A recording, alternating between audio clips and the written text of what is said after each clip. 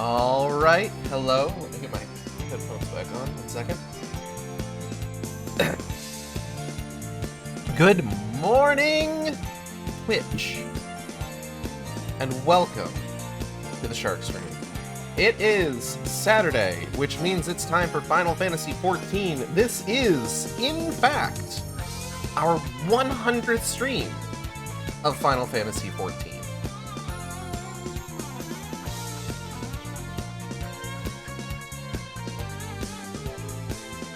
And much like when I started streaming Final Fantasy XIV, I didn't really have any idea of what I wanted to do for it. Oh man. I might take a trip down memory lane. To just kind of just talk about just how I've been handling streams of this game, I guess. But primarily, we're going to be focusing on the Moonfire Faire event, which is going on right now.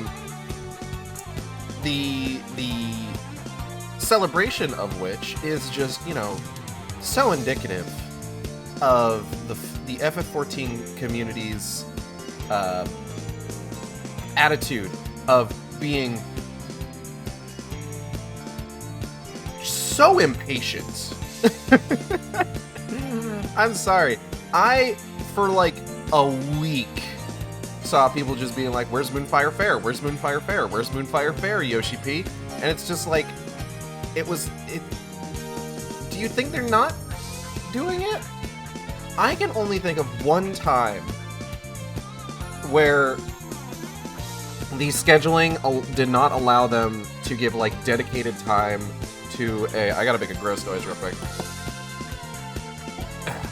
The scheduling did not give dedicated time for them to focus on a particular event, and that was when I think they had to pair up Little Ladies Day and Hatching Tide. But generally they do get around to this stuff. They're usually pretty good about doing that. But I don't know. I didn't want to start the stream complaining about FF14 community stuff, but it does sometimes seem like maybe folks are a little less patient than they would like to give themselves credit for.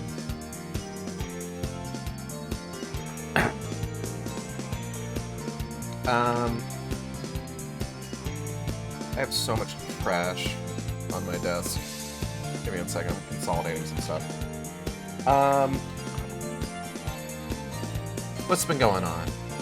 Before we really get into the game and I really start getting into the topic, what's been going on?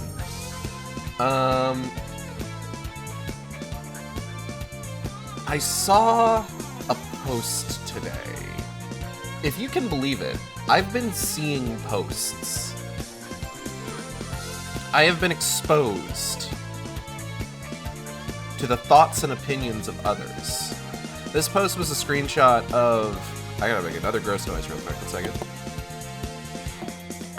This post was a screenshot of a news article posted by, I want to say, Comic Book Resource is what it's called? CBR? Which is or maybe it's not Comic Book Resource, whatever. It's one of those content mill news websites, Screen Rant, Game Rant, things like that. And it was just 20 N64 games that are unplayable today. And when I read that, my first thought was just oh, are these games that you can't reasonably play on newer systems or something like that? One's lost to the depths of the Wii U Virtual Console thing, and stuff like that. And I was a little confused because the games used in the image that was posted with it were I gotta turn the music down just a little bit more. The games posted in the image were Mario Kart 64 and GoldenEye. games that I know for a fact are super easy to play these days. And then I read the caption in that post. I looked above the image. And no, when they say unplayable, they're talking about like, oh, this is a game that aged so badly that it is basically unplayable. And it's just like, are y'all like babies? Are you like real babies? How did you learn to work a computer, baby? I don't know. I get that there has been like years and years of innovation and standardization of certain things. GoldenEye didn't use the twin stick method when it released. It released on the N64. The N64 had one of the most whack-ass controller designs known to man. Hello, Zilla. Welcome. They're weak to the jank.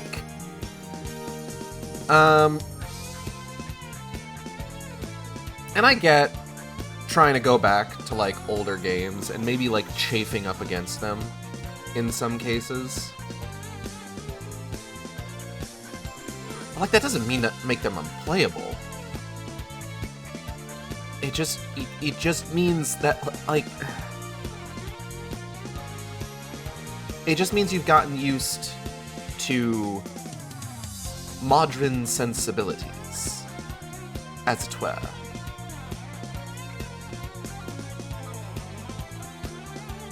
I don't know. Shit's weird.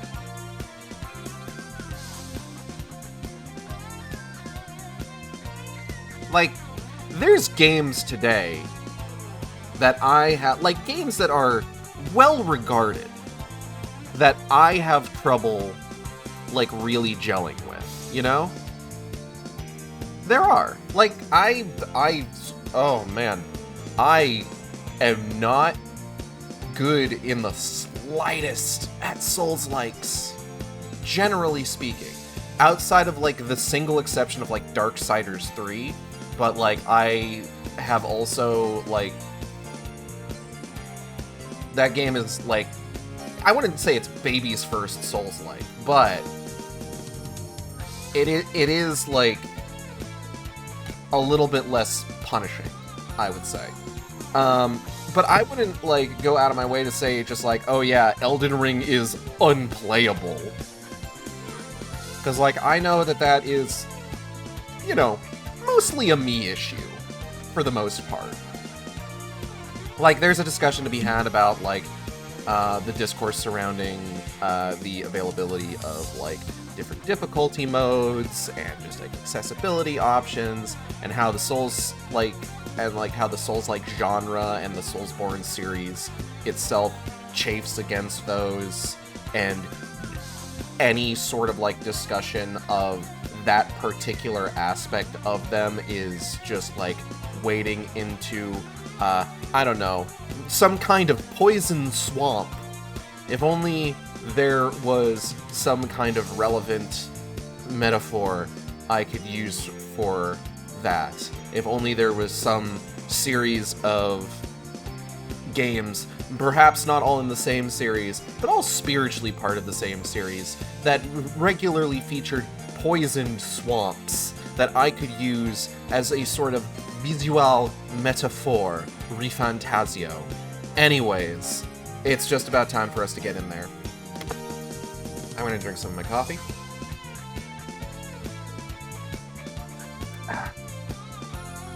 I got my hazelnut cookie dough Dunkin' Latte today. I wanted to treat myself because I was getting up early.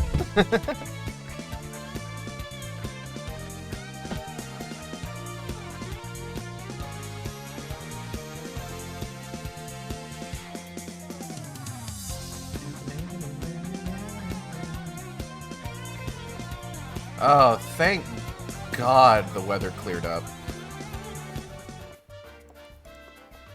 I signed in Costa del Sol.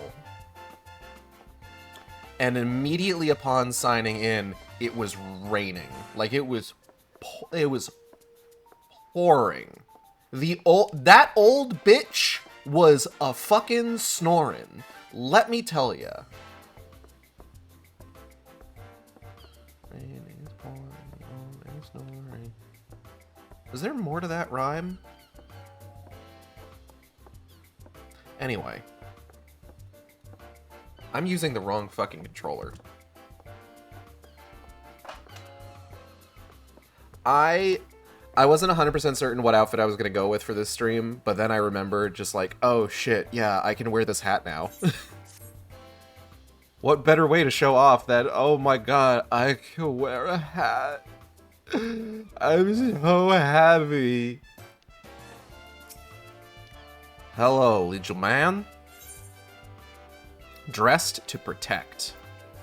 Maritime mirrored sunglasses. Let me take a look at those.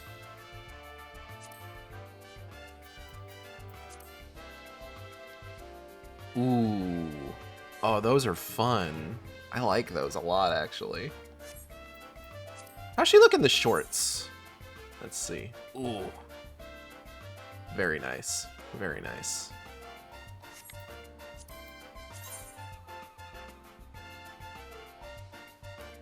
Alright. Maritime sandals? Alright. Oh, I gotta accept the quest. What the fuck am I doing? She deserves a good hat. She so does. After going so long without being able to wear any. Ahoy, Aigead. I don't remember. I've definitely given this character a voice before because I've done other Moonfire Faire events on stream. I could not tell you what voice I've given him previously. But this is what we're going to go with. Ahoy, Aigead. Wishing you could sail away from the summer heat. This year's Moonfire Faire has exactly what you need. Our festival is the valorously perspiring face of the Adventurers Guild. So I beg that you partake in our offerings. Yeah, beg then. This year's star attraction is the Queen Lamine, a ship fully remodeled into the ultimate seaside resort. If you seek thrills and some much-needed chill, head to Costa del Sol and speak with Chief Chaperone Hermaga. Yeah, alright. To the beach, to the beach, to the beach, beach, beach, to the beach, to the beach, to the beach, beach, beach.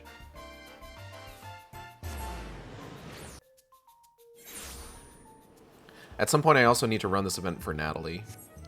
I've been helping her out while she's been recovering and hasn't been able to play FF14, that every time like a new event pops up that has like some sort of like outfit or mount reward or what have you, I've been running the event for her.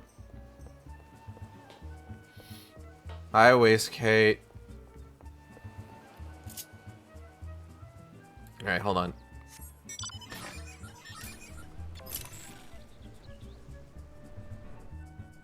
Ooh, fun boat.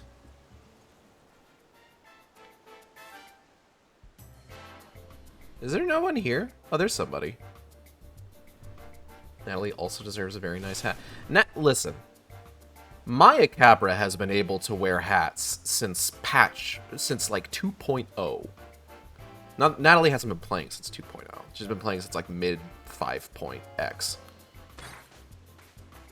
She does deserve nice hats, but like, I've earned this. Hi, Hermaga. Ah, Aigead. Precisely who I was hoping to see. Moyaru sent you to help us, I expect. Well, don't be a stranger. Come up, I'll tell you about our event. Walk, walk, walk.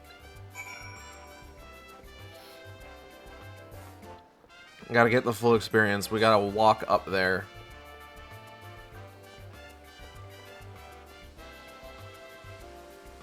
Big water slide.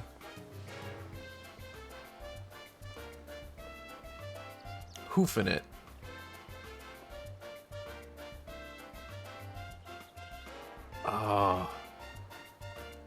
Oh, the jumping puzzle. We're gonna get to that in a bit here.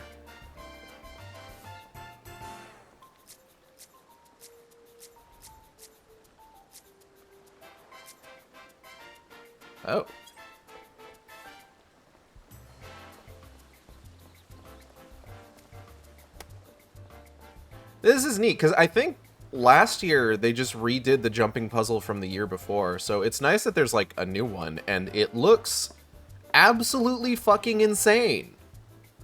Like, what the hell is this? I'm excited. I'm excited to try it out. Hey, dog, how's it hanging? Welcome aboard the Queen Lamine. Oh, wait, no, this is the wrong voice. Welcome aboard the Queen Lamine. First, an overview of her facilities.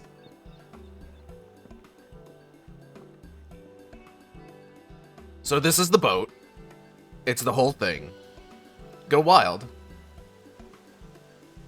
We got a pool. We got water slide. We got crack my neck. That looks like an orchestrion over there. That's cool. That's cool. Big boat.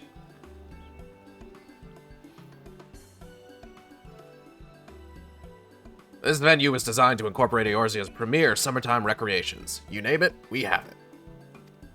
Water chutes, a deluxe swimming bath, a performance area, and, for the true thrill seekers, cannon rides. I'm sorry, what? Master Gegaruju spared no expense for this year's fair, and its novelty has garnered swarms of visitors.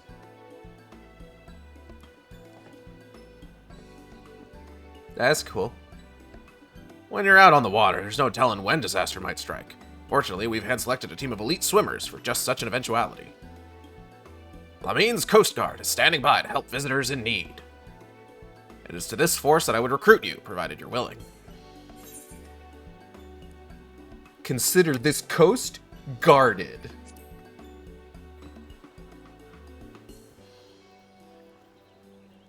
You will, of course, be compensated, and the stylish old Dawn-made uniform will be yours to keep. Hell fucking yeah. Your first task will be a simple patrol. Speak with our guests and ensure everyone is having a safe and enjoyable time here. Checking in with your colleagues is also standard protocol. Once you've made your rounds, report back to me. Okay. But your uniform. Ask Pobiano, and she'll find one in your size. Poblano? Like a pepper? Oh, my coffee's like the perfect temperature right now. Or like, it's still hot. But it's not like scalding. Get dressed and start patrolling, guardswoman. I'm counting on you. Alright.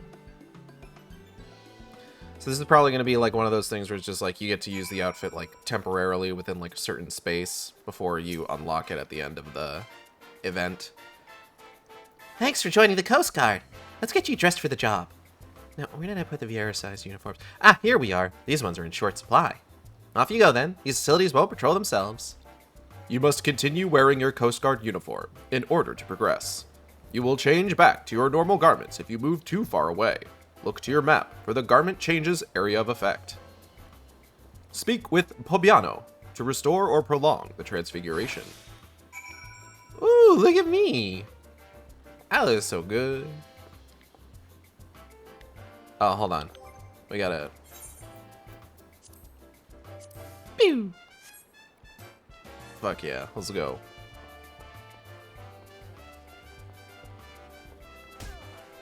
What the fuck? Who died? Quit dying over here. I'm trying to do my job as a Coast Guard and keep people safe. Ah, damn. Alright. Okay, is there anybody, like, on the boat I could talk to first before I start, like, swimming out to fucking... into the fucking Rotano? I'm gonna cast Blizzaga on that thing. Don't cast Blizzaga on my fucking coffee! They don't even do the Agas in FF14. They just number them. There's a whole thing about this. There actually is a whole thing about that. You can find a book in one of the Great Google Library dungeons, I think, that explains that there was like this big, within the lore, there was like a big symposium where they decided just like, yeah, we should probably just like call it like, you know, Blizzard 1, Blizzard 2, Blizzard 3, Blizzard 4 instead of, because we're having trouble coming up with new names for spells. that, like, work and sound good. I forgot to turn on my chat blocker. There we go.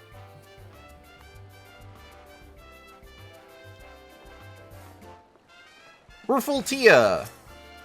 What's up?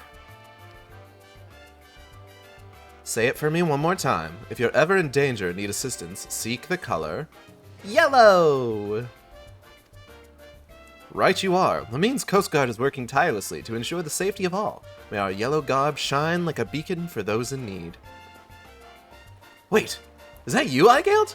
I didn't know you joined the Coast Guard. Oh, it's a dream to be working alongside a famed adventurer like you. Yeah, I'm pretty cool. As you can see, I'm teaching our guests how to spot us. Lucky we're all wearing this eye-catching shade of yellow, eh? Hold on, you don't suppose the artisan who crafted our uniforms chose that color for this very purpose, do you? What an astonishing level of forethought. I better put as much effort into my lecture as the weaver put into this uniform. It is pretty high vis. Bluzzy Bloodord Blazorpo. Blussy?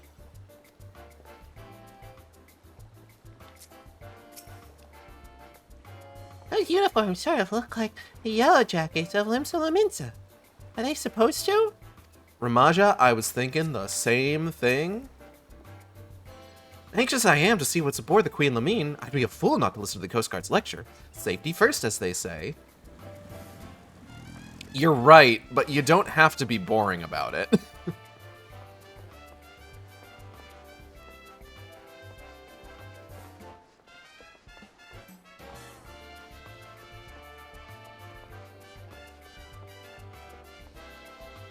Is that guy down there? I'm gonna have to track him down in a moment.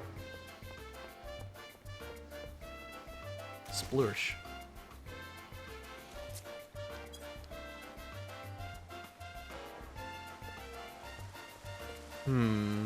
I see. Unable to execute command while wearing God damn it. Okay. Fine, I'll just jump off the fucking side.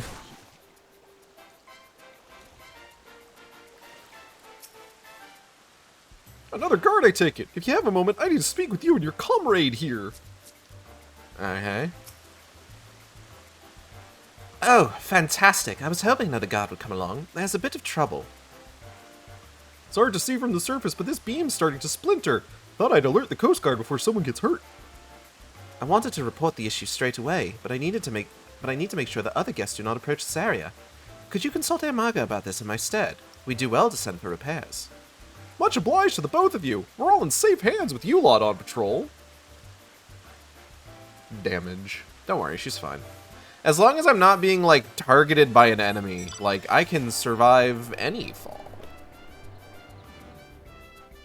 Once you're targeted by an enemy, though, all bets are off.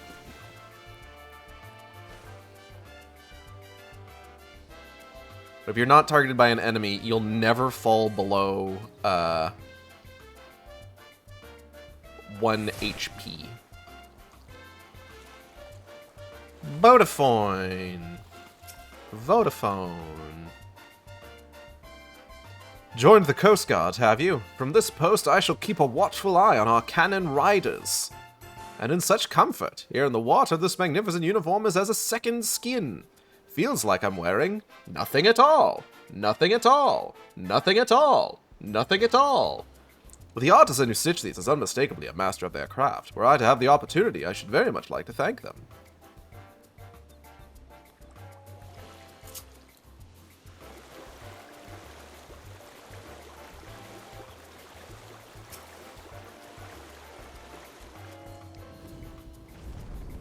This dream speaks to me, and now I simply must speak to you. My great-grandmother, she originally hailed from the South Sea, the fucking shit, goddamn, the South Sea Isles, where our people catapult themselves into the treetops to dislodge coconuts.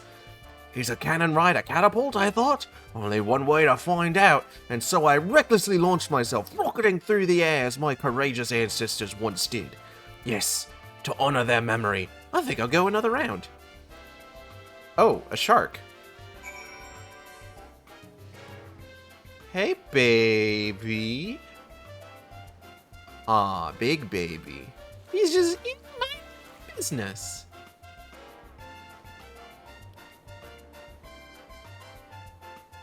Beautiful. Beautiful creature. Anyways.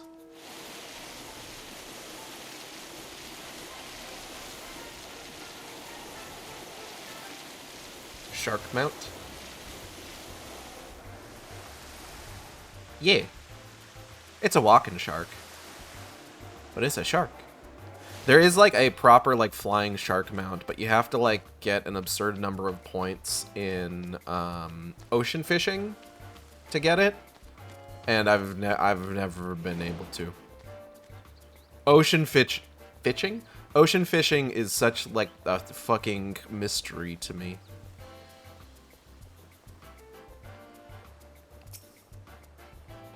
Ermaga.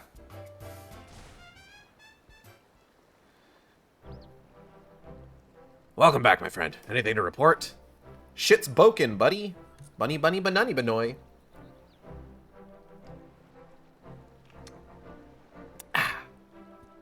Water shoots have a splintering support beam. I'll arrange for some prayers. Big chompy chaperone. I'll fucking shit, goddamn. I'll arrange for repairs right away. As for our other guests, I'm glad to hear that all is well. It sounds like our uniforms are serving their purpose admirably. No doubt the weaver who made them would be glad to hear. Help! My leg! Someone save me! Splash. Did you hear that? No. Someone is in need. Quick, take this spyglass and find them. Aight.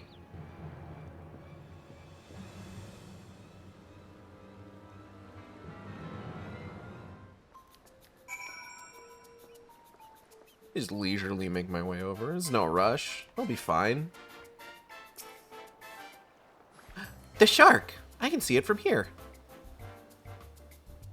Hurry, time is of the essence.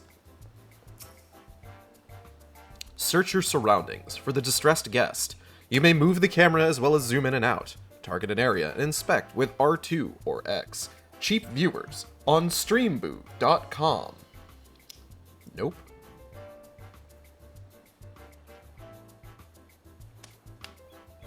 Crack my knuckles. Let's go. It's time to save a guy.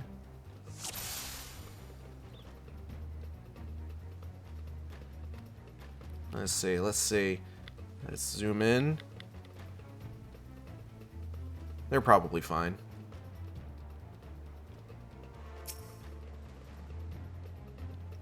These guests look to be at peace on the water. Perhaps assistance is needed elsewhere.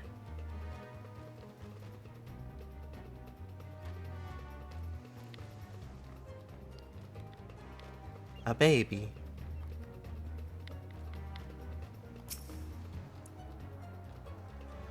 This guest is merely enjoying the sights. Your aid is not like to be required. Is a mystery. I'm a little surprised that I can't target these guys. Big baby.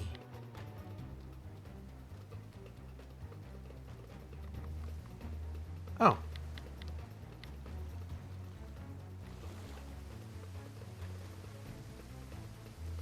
What's she doing? She looks suspicious. What are you planning?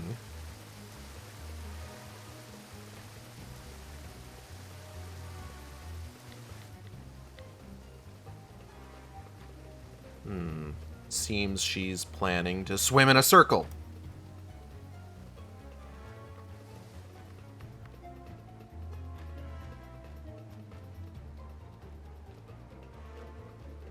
Ooh, lighthouse.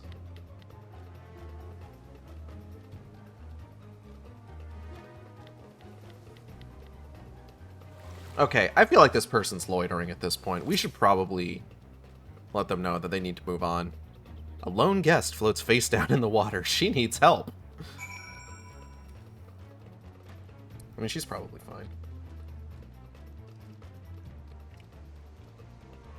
Over there? Leave it to me!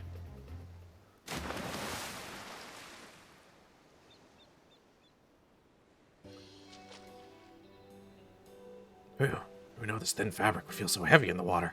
Should have thought to wear a uniform myself.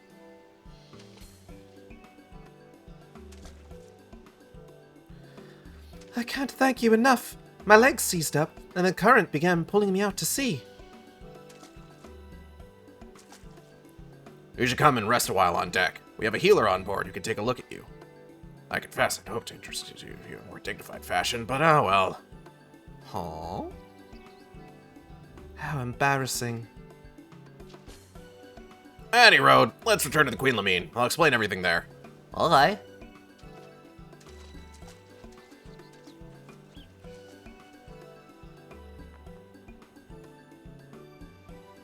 I wonder if she's the one who made the suits. Is she the tailor? Go, my shark.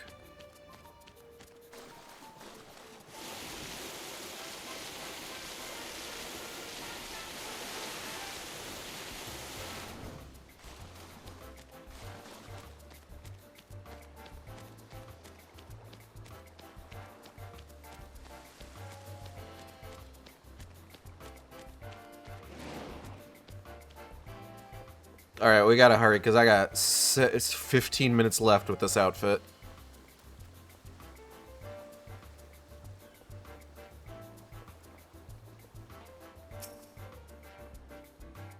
Oh, don't worry about me. I'm feeling much better now that I've caught my breath. Yeah. Good news. According to the healer, no lasting harm was done. And we have your sharp eye to thank for it.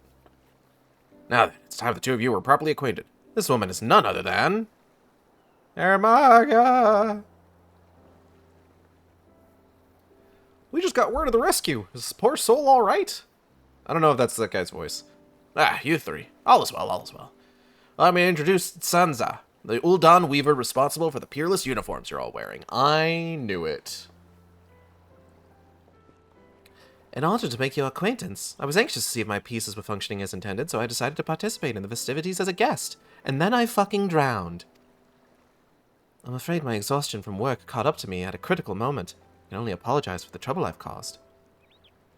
No trouble at all. Your successful rescue is but proof of that your clever design functions precisely as intended. Is that not so? That's true. Even at a considerable distance, my eyes were naturally drawn to that vivid yellow. I'm glad to know that my design does what little it can to help keep people safe. You're too humble by half. These uniforms give us the confidence to do our jobs, both in and out of the water. Truly, you're too kind. Now I can return to my atelier with an easy heart. Leaving so soon? Surely you've earned a break from your work. Come, stay a while. I just look at her and all she says is meow in my head.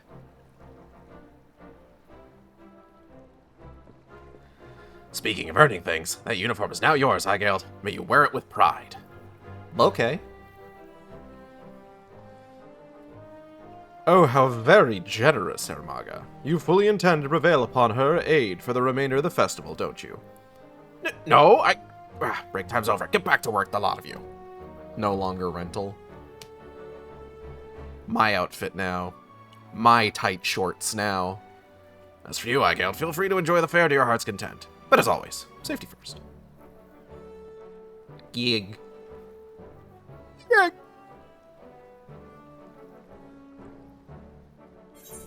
Oh, I'm looking at that jumping puzzle. I'm salivating.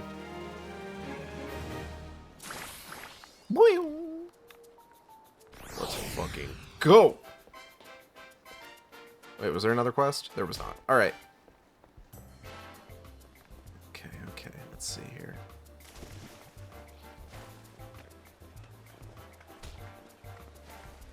Yep. All right.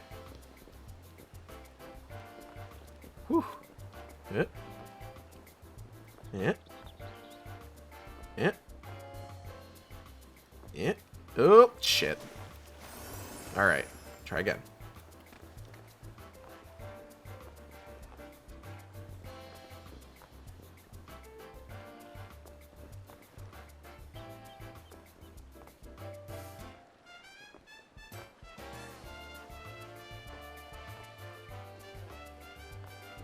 I need a running start for this. Oh, shit, yeah, you might. Huh. Nailed it.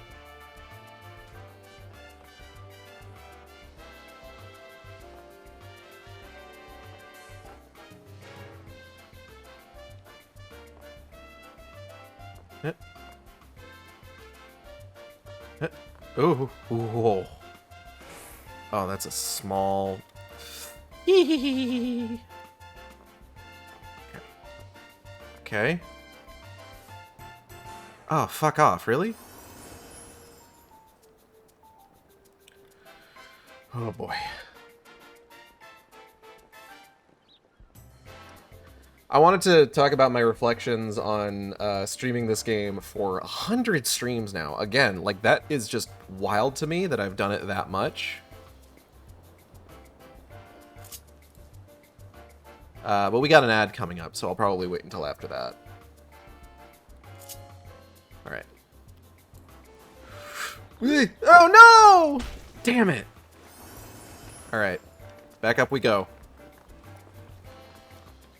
Hopefully by the time we're out of the ad, I'll be back up to where I was.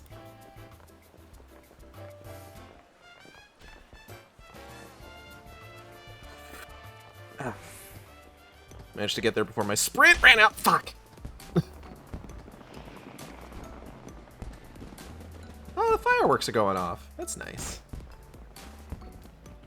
I love hearing people's fucking bones break as they fall off the jumping puzzle. It's so fucking funny. God damn it. It's not funny when it's me. When it's me, it's tragic. Nobody laugh. Fuck. Fuck. Oh man, alright. Yep.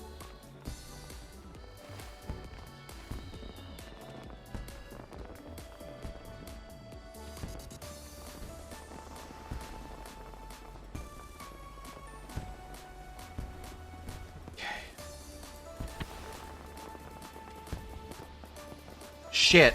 Overshot.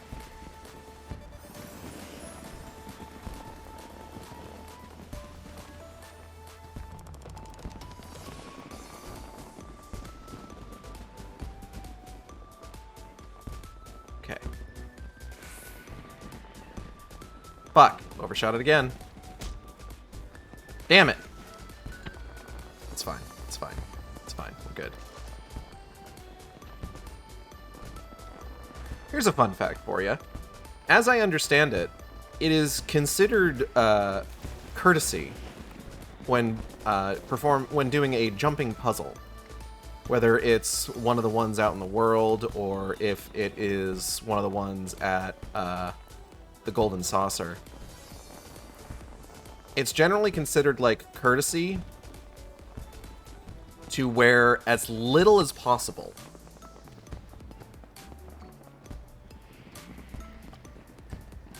Excuse me.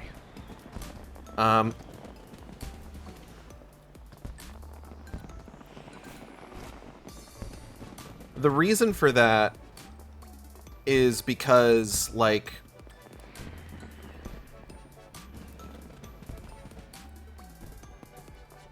it's considered polite to the other people doing the puzzle to just have your, like, model take up as little space as it can.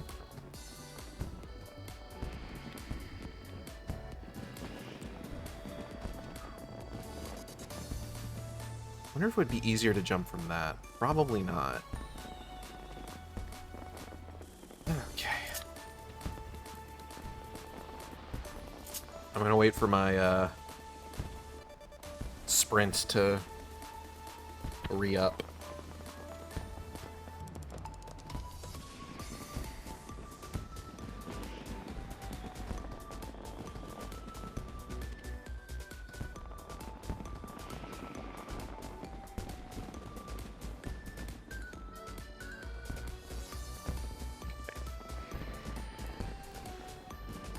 Ah. Alright, cool. Let's go. Ugh. I'm so strong. I'm so... No! Fuck! It's cool. We're fine.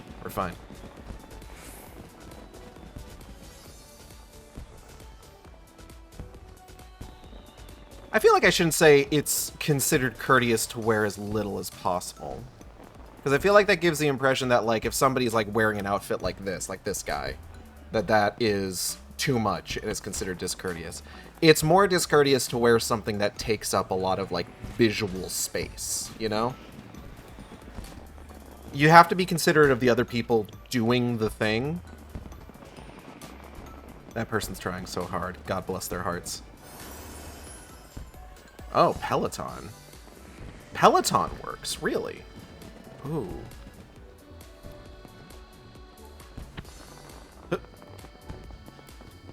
Ooh, okay. Alright. Peloton works for a running jump. Interesting. Oh, I'm so glad these hitboxes are a little scuffed.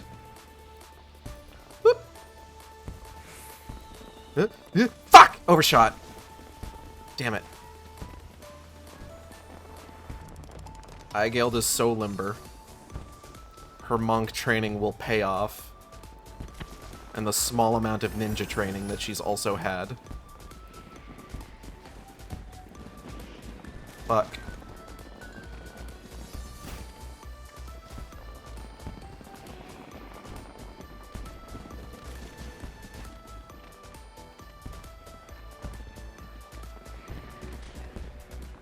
So I wanted to, for at least part of my 100th stream of Final Fantasy XIV, I wanted to briefly reflect on my time streaming this game. And honestly, my time with the game just kind of in general. So I started playing FF14 back when Realm Reborn was fresh on the market.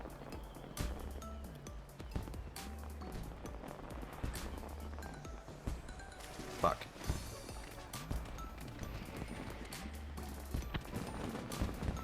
Like, when I started playing FF14, I'm pretty sure 2.1 wasn't even out yet. Right?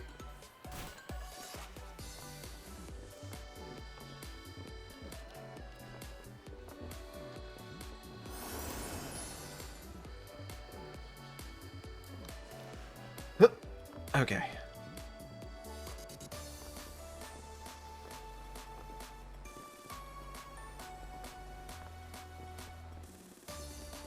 I started playing mostly because I knew a couple other people who were playing the game at the time. And I was just like, this seems like it would be a fun thing to do with friends. And it was, for a little while. Shit, overshot it again. Fuck.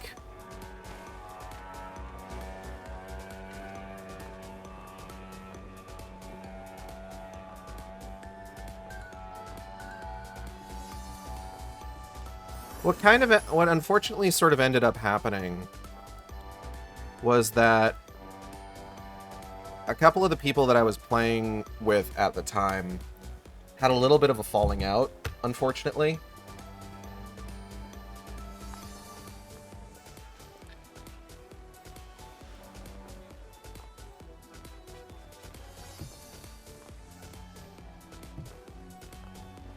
I'm not privy to, like, all the details.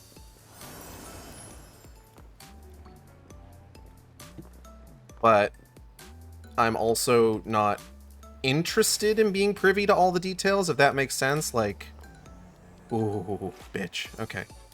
Like, I don't want to pry, I guess is kind of what I mean by that.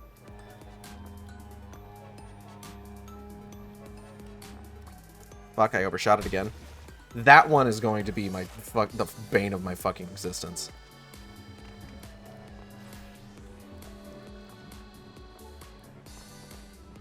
Like, I'm sure if I asked the person from that like I am still talking to, or that I've like kept in touch with, would be like willing to tell me like specifically what happened.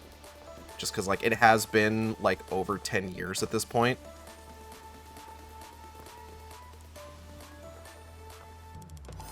But, like, right now, I'm fine, like, just kind of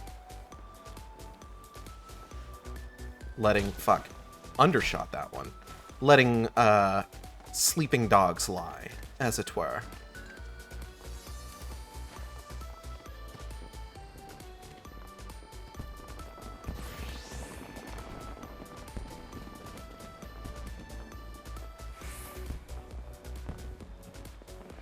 I wonder if I could hit that with jog. Hold on. Jog works! Jog is enough. Fucking goddamn it.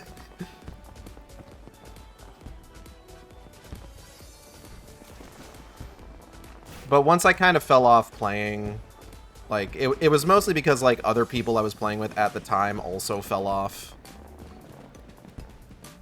And it just wasn't fun anymore, unfortunately. Son of a bitch. Gotta do things at your pace.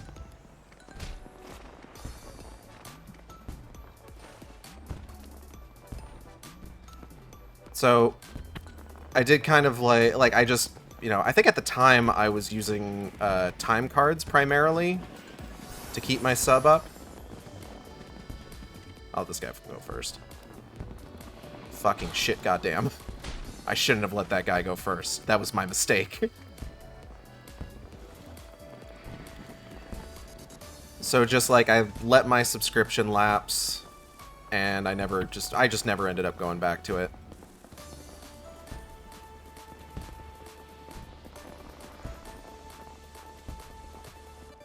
Fuck. And it's unfortunate because, like, you know, like I said, like, the patches were, like, just starting. Like, I remember, I think Through the Maelstrom came out, and at the time I made a joke just like, party like it's 1999 megabytes.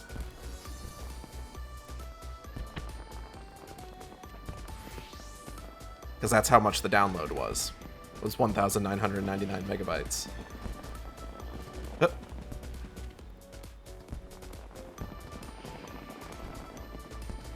You see, back in 2013, I was still really funny.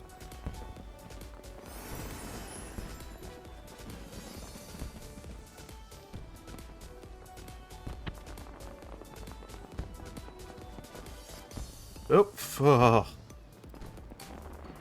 Oh! Thank you, scuffed hitbox. Okay.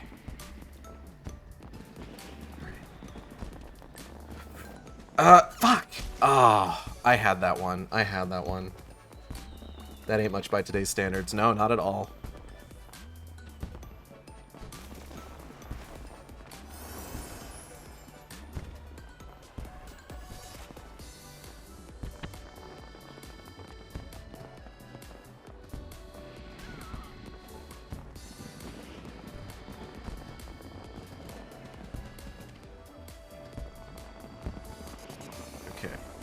I can get most of this without having to use sprint, thankfully. And I think that other guy figured out that he doesn't need Peloton. Oh, nope, he still had Peloton. Oh, shit, okay.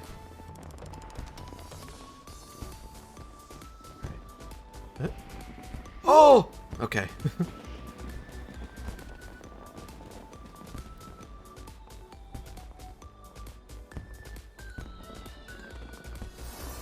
Okay. I don't need that much of a running start on this one. It seems like. I think the height helps, though, for some of these. Okay. Oop. Oh, no! Fuck. Oh, I need to skedaddle if I want to see the big hot dog. Alright. Enjoy the Oscar Mayer Wienermobile. And have a good one.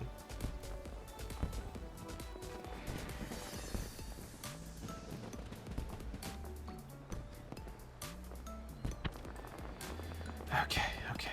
I got this. Hup. Yep. Yep.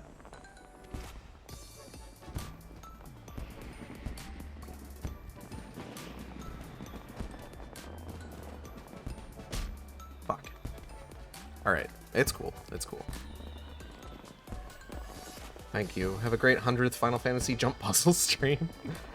God, imagine if this is the whole thing. Like, that'd be fine. I'd be okay with that, I think.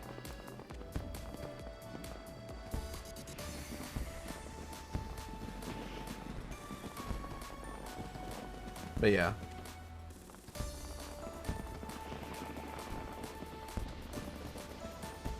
So just like, you know, obviously a few years go by.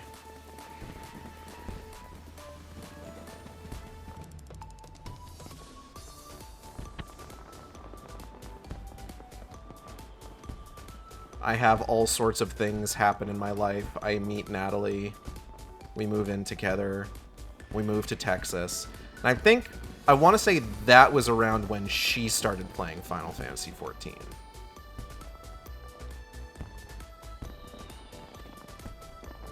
Like, Shadowbringers was out. She started playing when Shadowbringers was in full swing.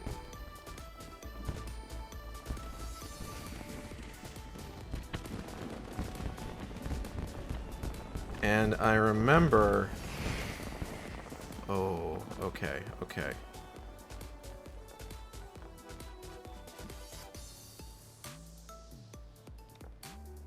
Fuck! Damn it. I remember she really wanted me to start playing it with her.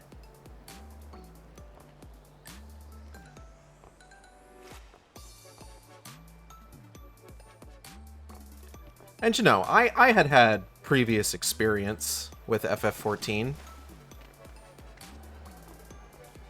I had characters, I had alts, but I hadn't played in like fucking years at that point, you know? Son of a bitch. Fuck. Goddamn. Piece of shit. Fucking son shit. Fuck.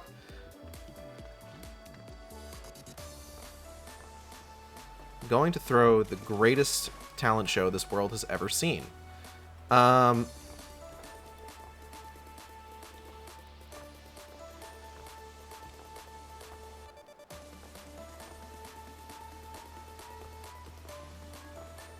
Okay. Yep.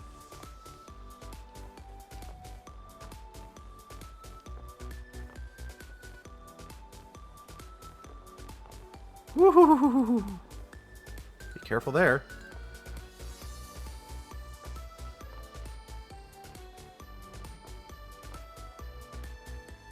All right.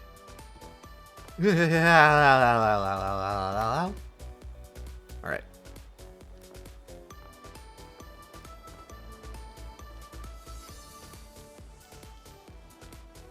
And eventually, once I, you know, had a PS4 Pro and felt comfortable, like, getting into it, I decided, yeah, why not? I'll get back into Final Fantasy XIV. I'll play video games with my wife. Like, really, that was kind of, like, the deciding factor. Was just, like, I wanted to play video games with my wife. Because I love my wife. Ooh. Okay.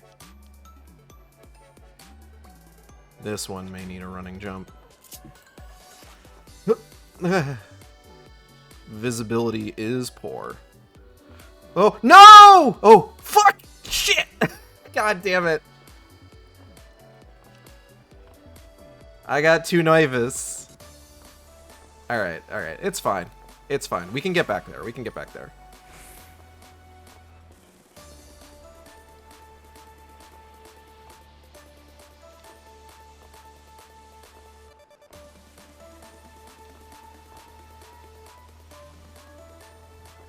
I don't remember if I was streaming at that time. There was like a period of time where I think... Was I still living in Washington when I started streaming again? I think I was.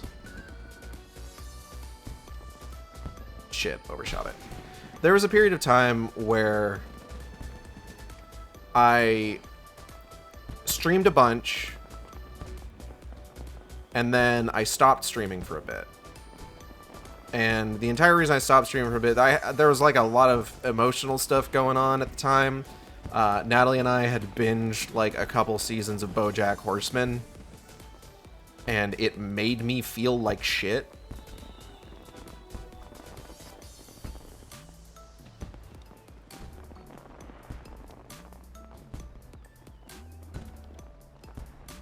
I'm not saying that like every single animated project animated project ever needs to make you, like, feel good about yourself.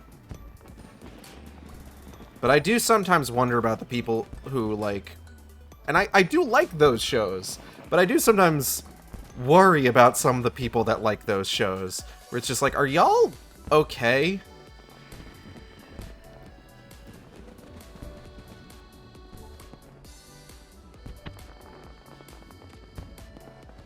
Son of a bitch. I almost fell on that. That's a Rogadine.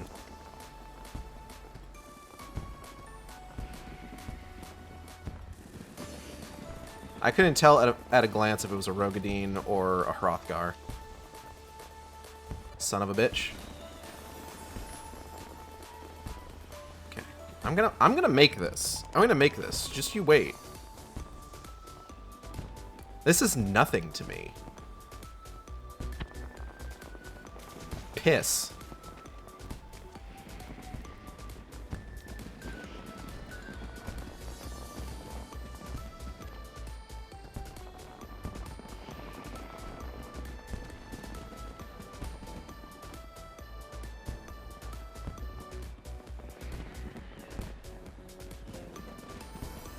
But I think when I did start... Fucking shit, goddamn. When I did start streaming regularly again,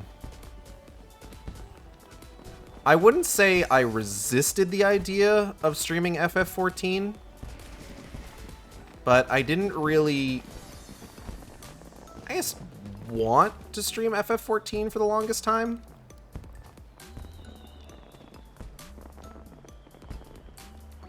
It was just it was something that I was just kind of like playing at my own pace, enjoying my time with like my wife and my friends and everything.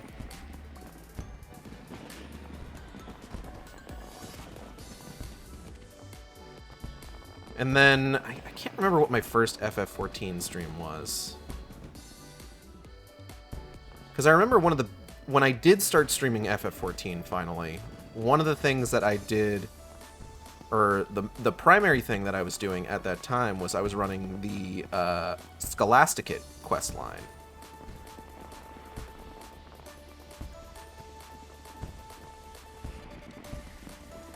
Piss.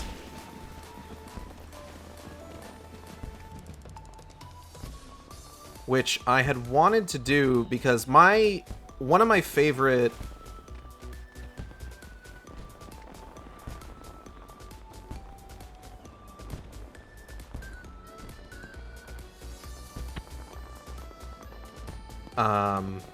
words. Different words. One of my favorite things in FF14 has always been the Hildebrand questline. Why did I do sprint? I didn't need to.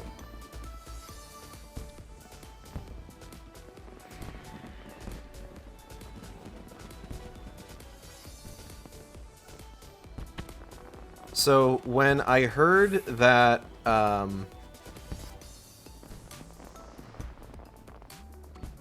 a character from the very first Hildebrand questline in A Realm Reborn, Inspector Bjardian, featured in another questline, I was just like, oh, I should do that. I miss that guy. He was a fun character.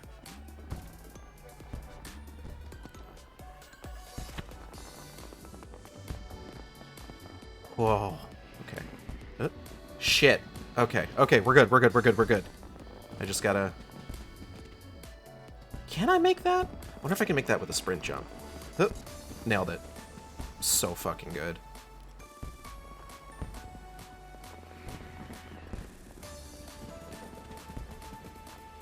Ooh. I might be going too fast now, though.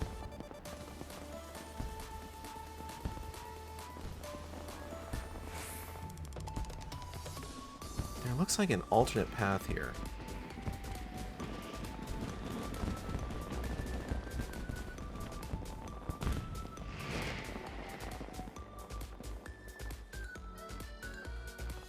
Maybe I should try this. Okay.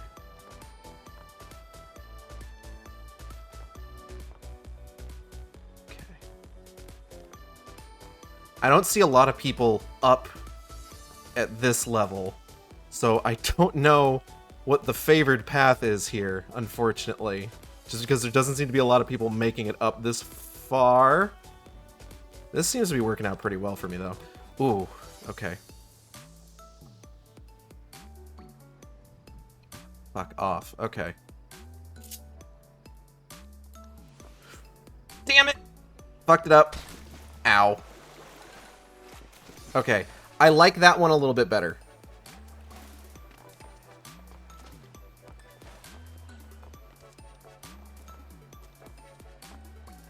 I think I'm going to prioritize that path. It seemed to go better for me. Fuck, undershot. But like when I first started FF14, like a lot of what I was doing was just like I didn't really have like a goal with it. Or when I first started streaming it, I should say.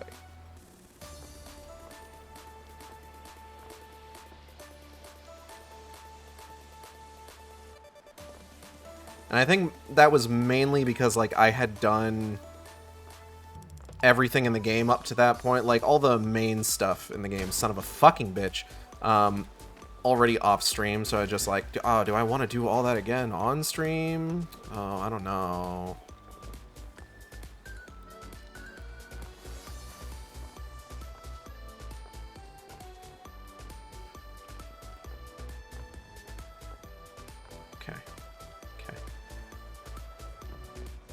Nailed it. I'm so good.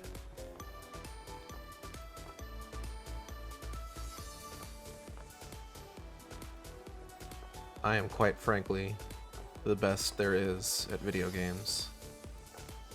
Ain't nobody dope as me. I'm just so fresh. So fuck!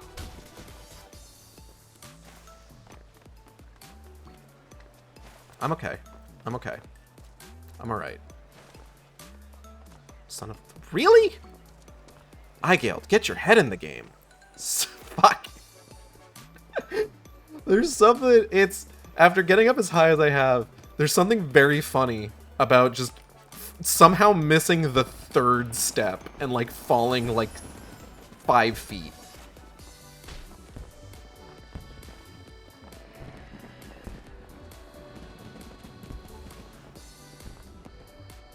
I didn't need to sprint.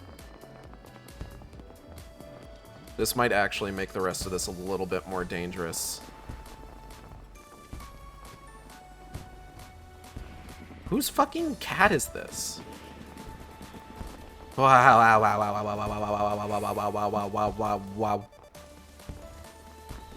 Alright, we're good. We're good. We're good. It's fine. Okay.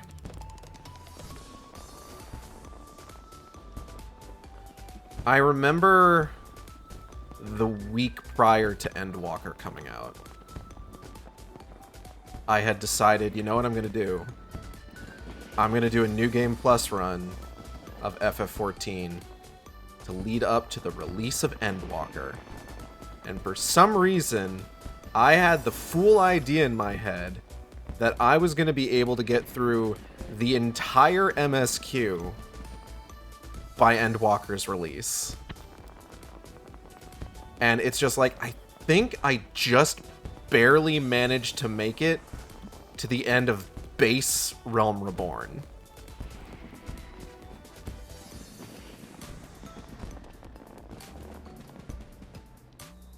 Can I make that? No, I don't think I can make that based on that. Okay. Shit. Okay. That's fine.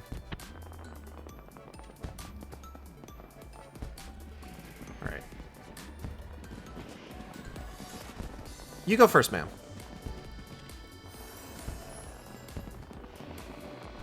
We're all in this together. My condolences. Oh. This is such a steep fucking incline. I hate that. I hate that. Alright. Fuck! Damn. Fuck.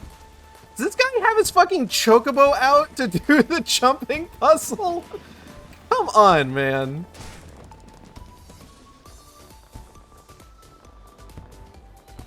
That's wild. That's fucking buck wild.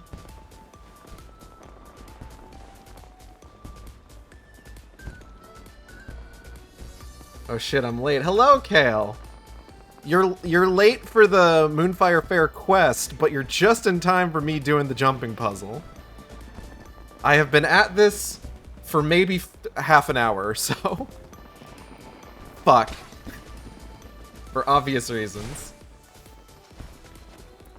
Where was I, though? So yeah,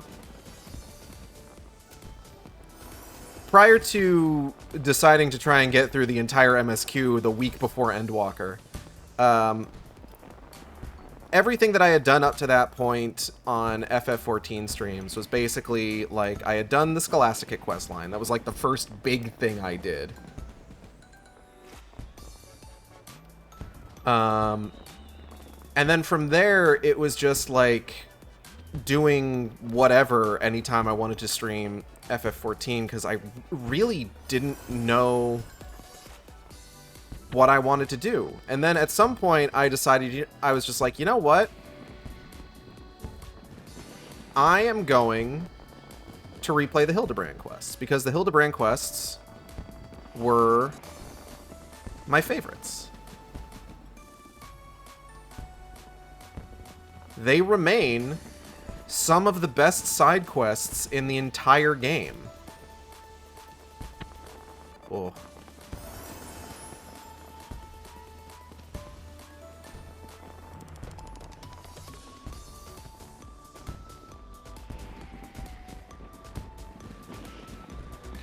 Okay.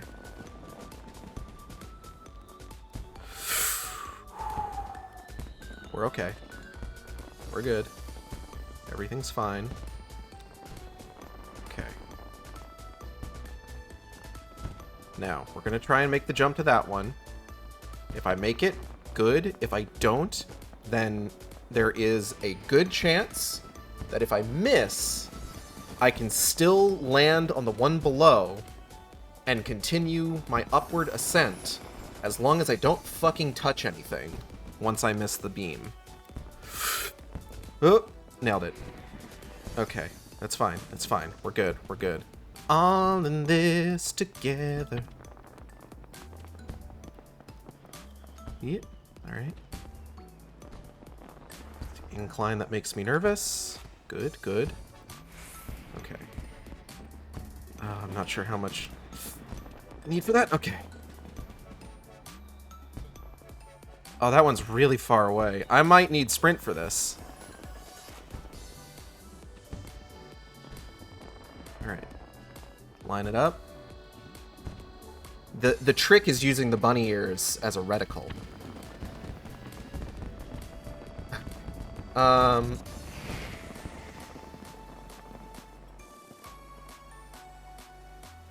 But yeah, so I played through all of the Hildebrand quest lines up to that point, or I replayed them because I was doing New Game Plus with those. Nailed it. Okay. Okay. Oh, okay. We're alright, we're alright, we're alright. Okay. How did they build this like this? This is obscene. Absolutely disgusting. Okay. Oh, we're almost there. We are so close.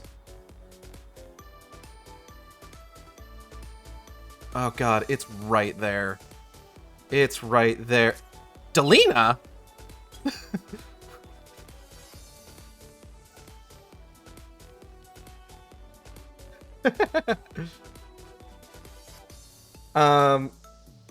So then, as I said, I made the foolish decision to try and run through all of MSQ New Game Plus before Endwalker, which I didn't succeed. I only got through really base Realm Reborn.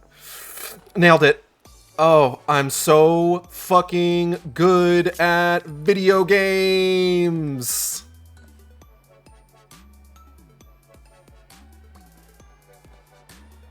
Oh my god. We did it. Oh man. Okay.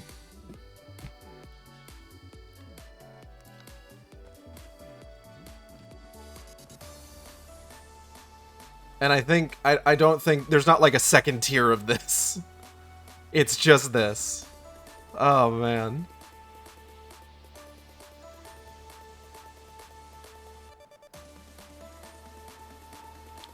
Hold on.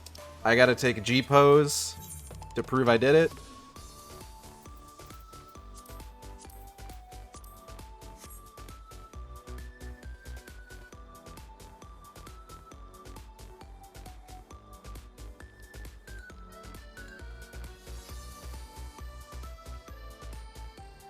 Don't you lecture me with your $30 haircut. Can't stop addicted to the shindig. Chopped off me says another wing pig.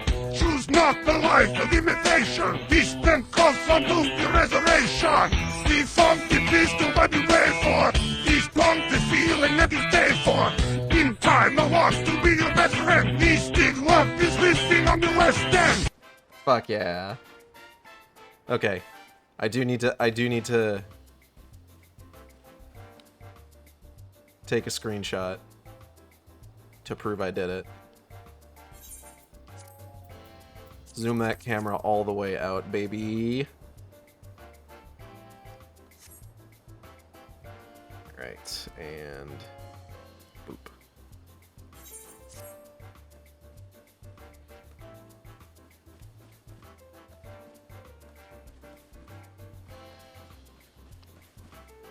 The sunrise has never tasted so good.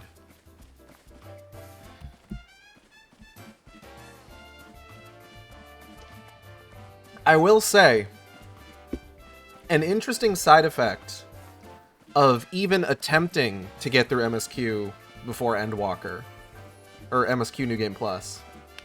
Just the rest of the stream is just Aigead dancing up here while you talk about random shit. Oh man, I don't know if I want to go back down. I do like that I have, like, recorded my experience of doing this and my many attempts and failures and ultimate success.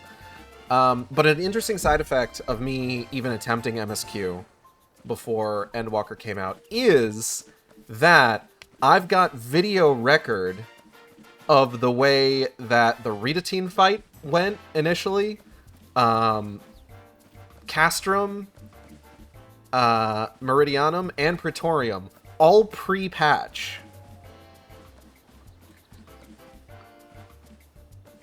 So, like, occasionally, like, I'll talk with people who play through Realm Reborn, like, post-Endwalker, and have to be like, yeah, do you want to know how this particular part of the game went initially?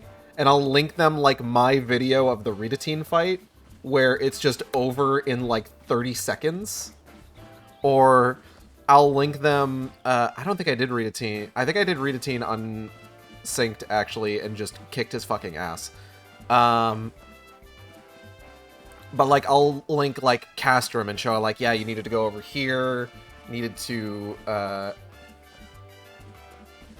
plant bombs or whatever, you need to go back this way, you had to fight this person, you had to do this whole thing with, like, cannons when you were fighting Livia, or, like, Praetorium, where it's just like, yeah, you have to do all of Praetorium, it's weird,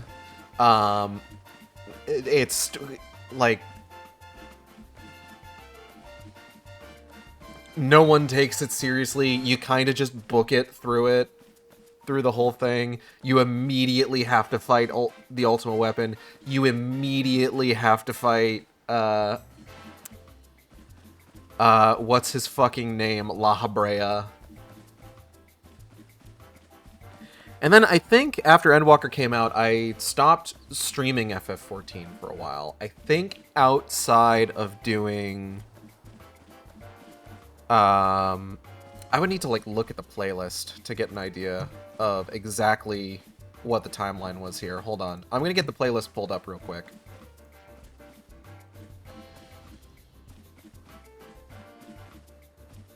Final Sharktasy 14. Let's take a look.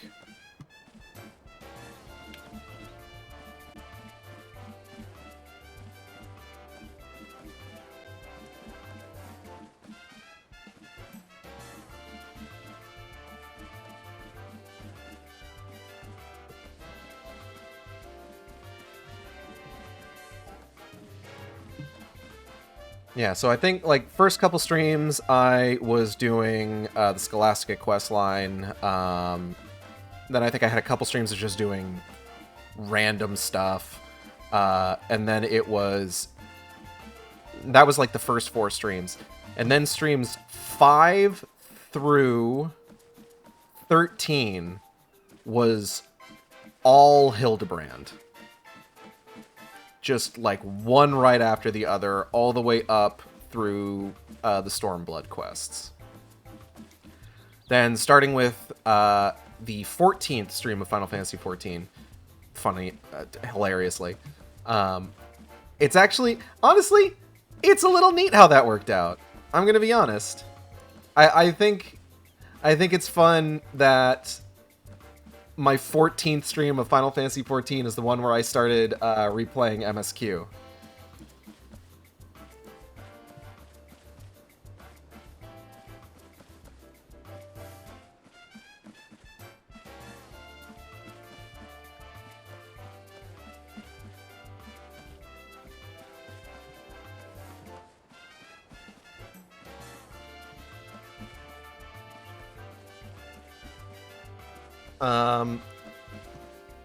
But I had, so that was stream 14 through 22 was me getting through Realm Reborn, like base Realm Reborn.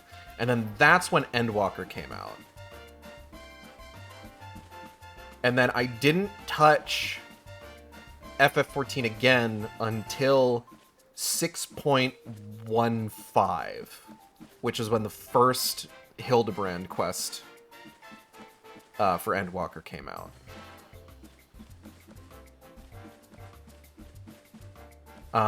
And then similar thing, only 8 streams to do Realm Reborn.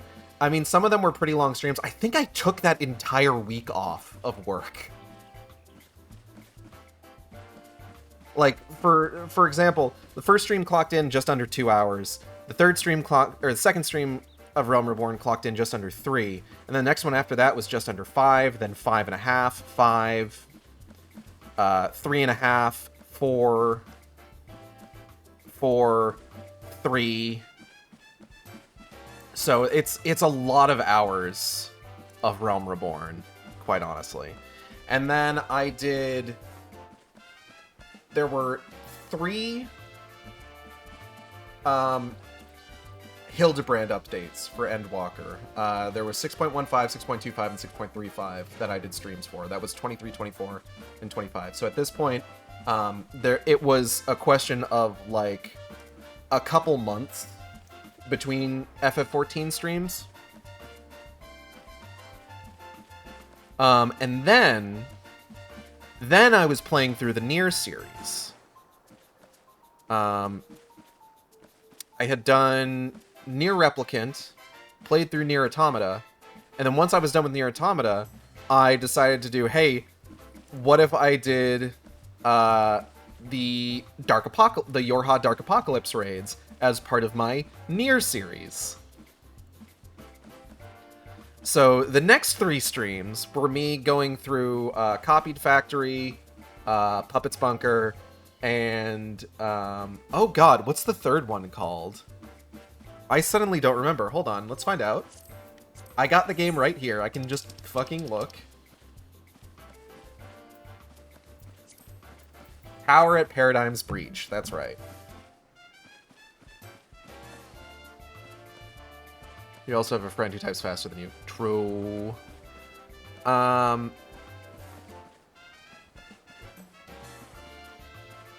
Where was I? That one, I remember...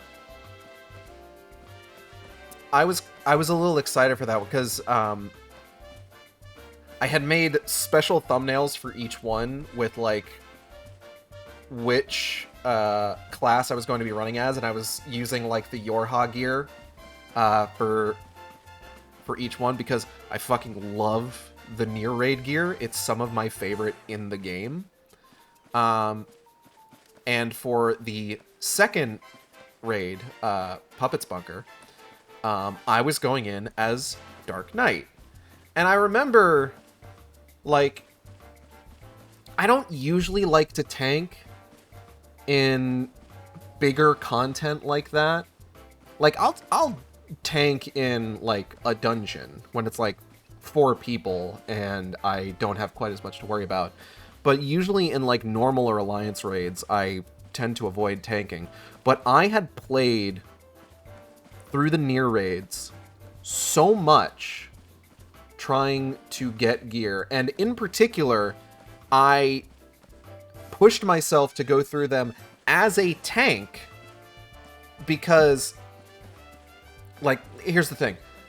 If you go in as DPS, then there is a chance that you are going to be competing with someone else on your team for the gear you want to get. Like, if I go in as a monk and I want to get the striking gear, if there's a samurai on the team, I'm going to be competing with that samurai. If I go in as a red mage and there's a black mage on the team, I'm going to be competing for the caster gear. And I straight up don't go into big content, or really any content as a healer, because I'm so nervous about healing. Like, I keep my healer stuff, like, up as much as I can through, like, you know, trusts and stuff like that. Or just, like, anything I can, like, Wondrous Tales, Beast Trial, or Allied Society, excuse me. Just to avoid having to play content as a healer, because I'm so unconfident as a healer, you know?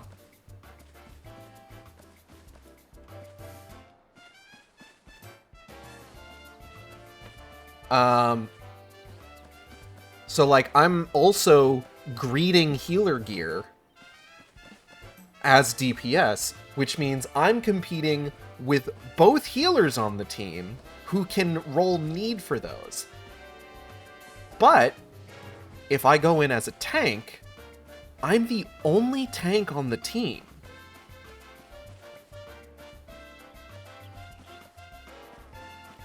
So there's no one that I'm competing with for gear. I can roll need on everything all goddamn day long. So I had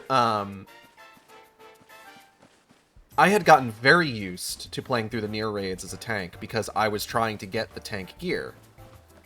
So by the time I had gotten around to playing the near raids on stream, I was just like, yeah, I'm pretty confident that I could run Puppet's Bunker as Dark Knight. And so I did. Also, during the Moogle Treasure Trove, one of the things that I did was I ran Tower of Paradigm's Breach, and I ran it as Gunbreaker, because Gunbreaker is my main tank.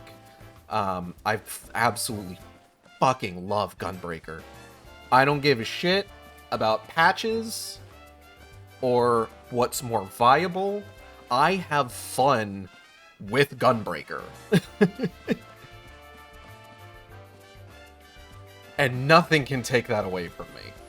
And I remember going in and, like, I'm so confident in tanking, Paradigm's Breach that, like, I'm going in as main tank. Like, I'm pulling aggro on every boss, like, first and foremost. Like, friend of the stream Ganon would always say, whenever, like, we would go into, like, normal or alliance raid, I remember we would be looking at the 2 to 3 tanks in, like, the group, all just kind of, like, sitting there waiting for the other to do something. And friend of the stream Ganon would always say, okay, one of you needs to be the top. And I think about that constantly, especially running the near raids as a tank, where it's just like, I am confident enough in this raid to be the top.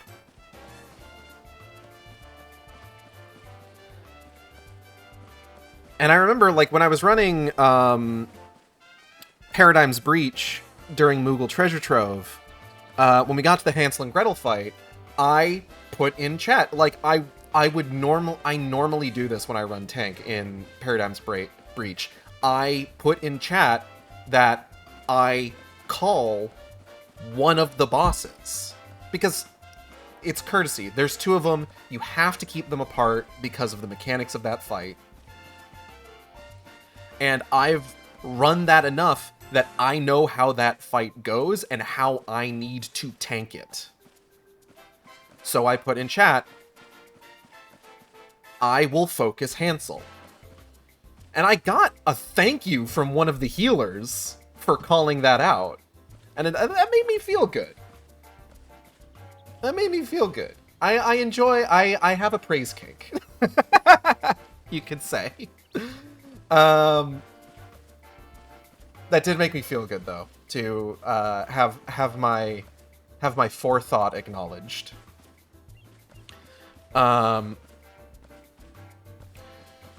Whoever else was tanking in that was less good. Just 'cause, man, I don't know.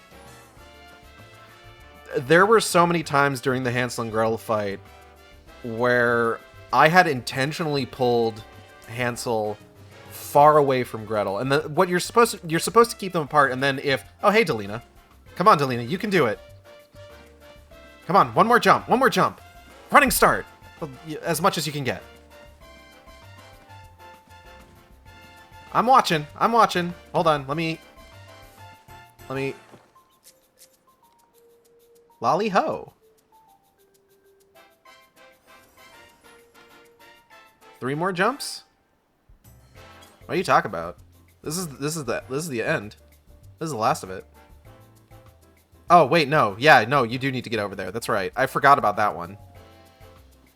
God, that is still a running start. 100%. Mm-hmm. Oh. Oh, come on. It's GG easy at this point. You have this. You have this so hard. Whoops.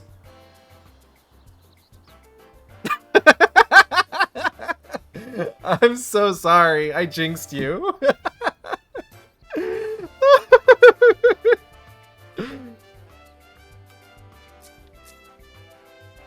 Wait, is the life preserver like a solid object? Are you standing on it? It sure is. I could have sworn that wouldn't have collision.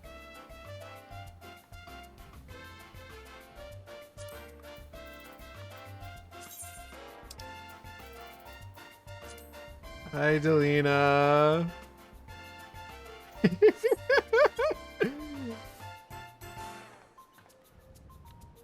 Anyway, what was I talking about?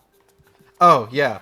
So this Hansel and Gretel fight, because what you're supposed to do is you're supposed to keep them separated, because one of them, like, if you play Final Fantasy XIV, you know, but if you don't, this is how it works. When you have Hansel and Gretel, one of them at a certain point in the fight, each of them activates a buff. One of them activates a buff that increases their attack. One of them activates a buff that gives them reflective shields on 3 sides, their flanks and their rear. And the only way to attack them is from the front. But if they're too close, they share the buffs, because it's always one has one has the other. If they're too close, they share the buffs, and they each have both of them. And that becomes a problem. Because one of the best ways to do damage to a enemy is to hit them from the rear. But if they've got a reflective shield on the rear, you can't do that. Any attack that you make is going to be reflected back at you. And you both have to be far, way farther than some tanks think they need to be. 100%.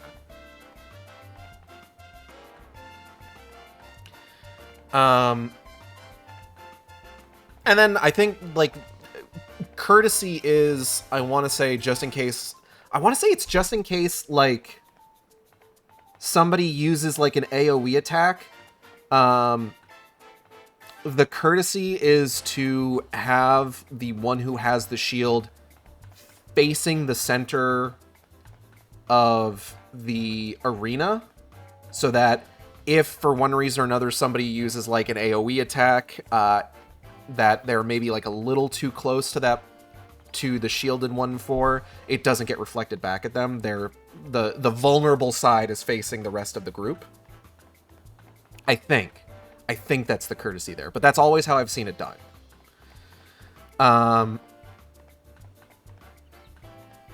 But the other tanks in that it has to be a big AoE, because I think the tether is like 25 or 30 ohms. Still, courtesy.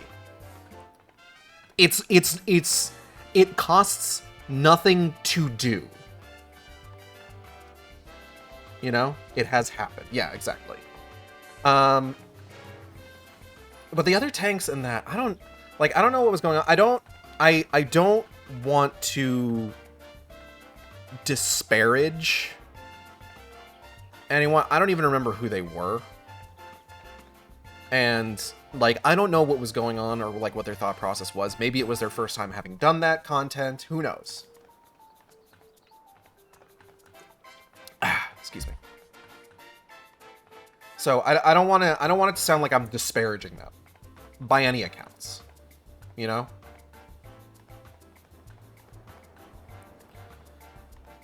But there were several times during that fight that somehow, some way, whatever tank Gretel was focused on wandered over into my space.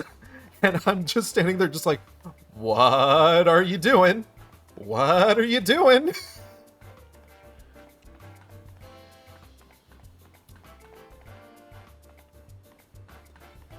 And it was a shambles. Please observe what dead man. What dead man am I observing? Kale has advised me to observe a dead man.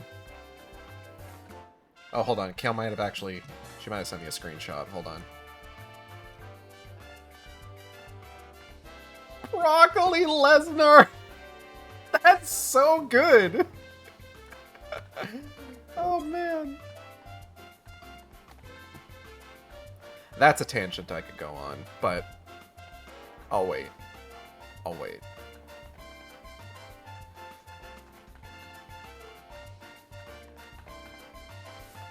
I'll wait to go on that tangent until after I've finished talking about FF14.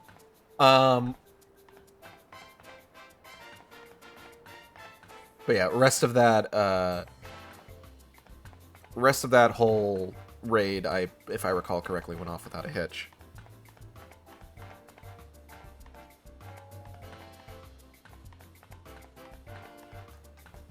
Whenever I run Paradigm's Breach, I make the same joke at the final boss of the raid, where I just type in chat, I love the part where they guard the Drakens, IDK, I never played the game. Honestly, it's super important in Tower to have a tank who knows what they're doing. Yes, and I know what the fuck I'm doing, because I'm super good at video games. And I'm super good, in particular, at the near raids. Oh. A blue mage just killed themselves off the side of the crow's nest. There's so many mechanics in all fights where there's a tank buster right after a hard mechanic, and if the tank dies, shit's bad. I think the only thing that I have trouble with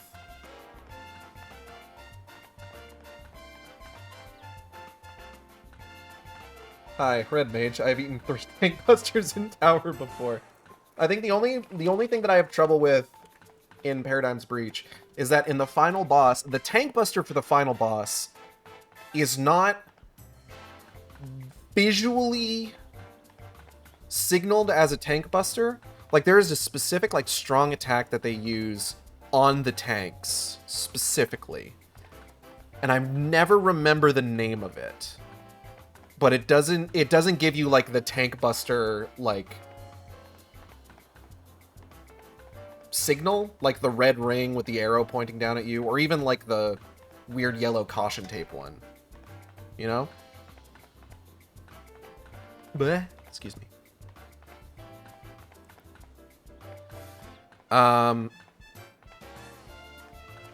But yeah, and I mean, like I said, Paradigm's Breach isn't the only one I'm confident taking.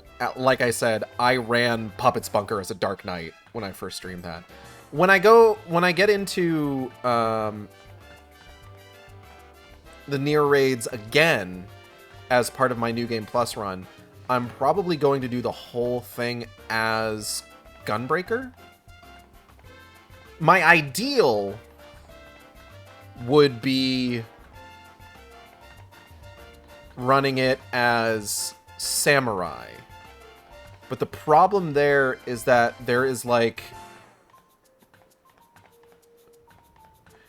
a specific sword I would want to use as Samurai, and I want to say it is the Savage Raid sword for... I can't remember if it's a Savage Raid sword. I want to say it's for Endwalker. It's one of the Savage Raid swords.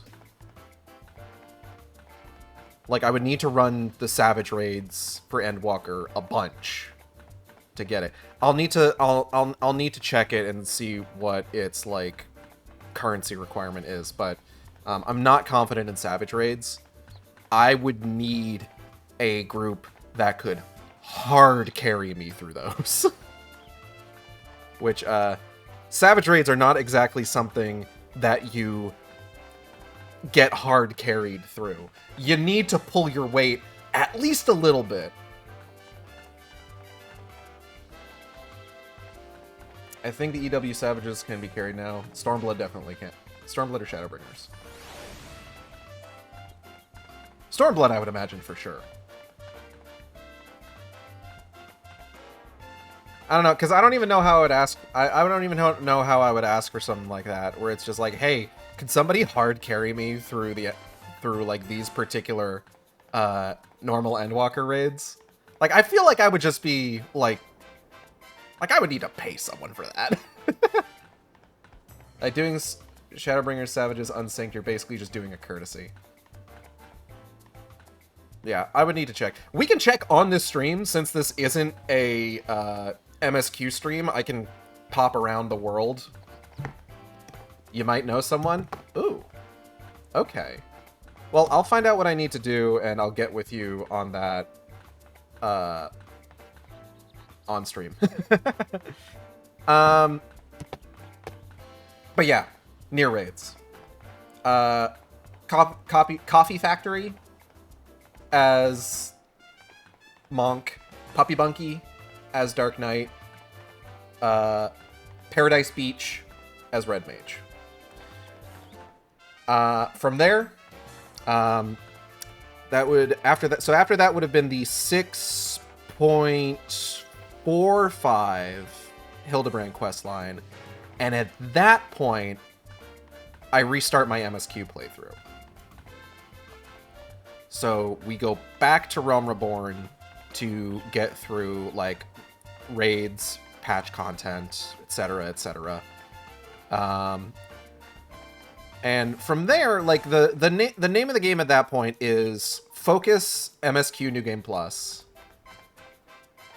and occasionally do other stuff when there's like a particular, like if there's a particular event going on, or if there is, if it's like a lull in the story. Like I think one of the first things that happened not long after I started playing New Game Plus again was, I want to say, the 10th anniversary of Realm Reborn happened. So I did that. And then of course, like, you know, I'm also looking at, like, when I'm doing the Hildebrand quest lines, when I finish those, because those take a lot less time than I think they took, like, earlier on. Like, Realm Reborn Hildebrand is meaty.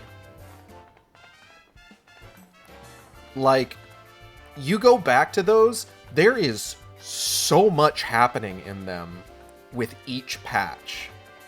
There are 3 boss fights in Realm Reborn Hildebrand. That's wild to me to think about now. Because, like, these days, you're lucky if you get 1 boss fight in Hildebrand. Like, I don't think there were any in the Heavensward quests. There's 1 in Shadowbringers. There's 1 in Endwalker. I don't think we've gotten 1 yet in... Yeah, no, we haven't gotten 1 in Dawntrail yet. Each ARA Hildebrand patch is nearly the same size as its expansion story. Yeah, exactly. It's wild.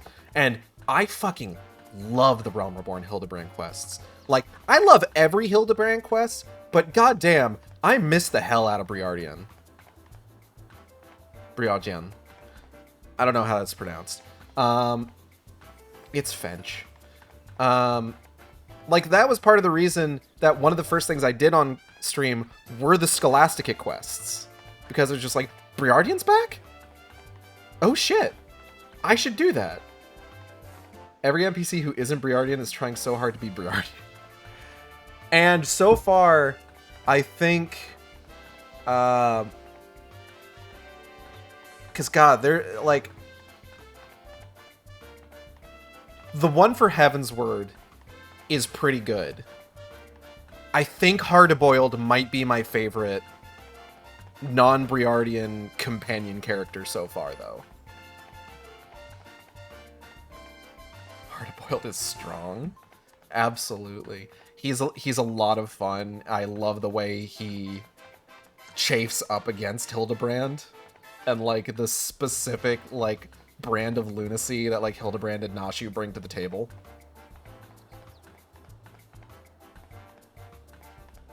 God, Hildebrand's, like, 60 years old at this point. Or at least 55.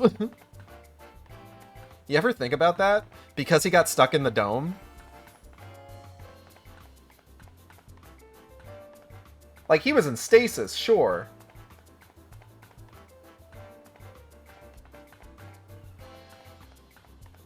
It's also like the straight man NPC is also like never able to get under Hildebrand's skin, except Hard-Boiled. Yeah. Also, Brandahild a little bit. Brandahild was really good. He wasn't the straight man NPC for that one, but I didn't really like the straight man NPC for the Endwalker expansions, if I'm being entirely honest. Because like that one was the tabloid writer.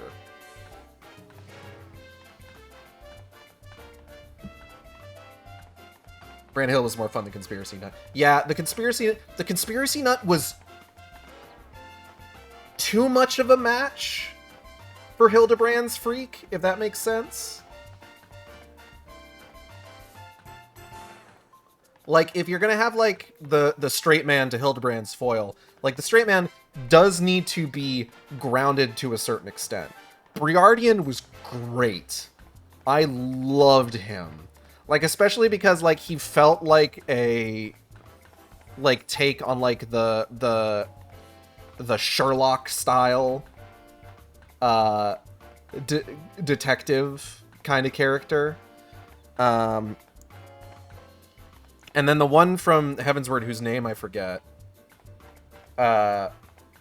He was also a lot of fun. I loved his character growth is really good. Like, I think, like, I like him a lot, specifically because of his character growth over the Hildebrand quest for Heavensward. Oh, excuse me. The Stormblood one, I can kind of take or leave him. Like, he was fine. I'm glad he got into samurai cops, I guess. It's katana. It means Japanese sword.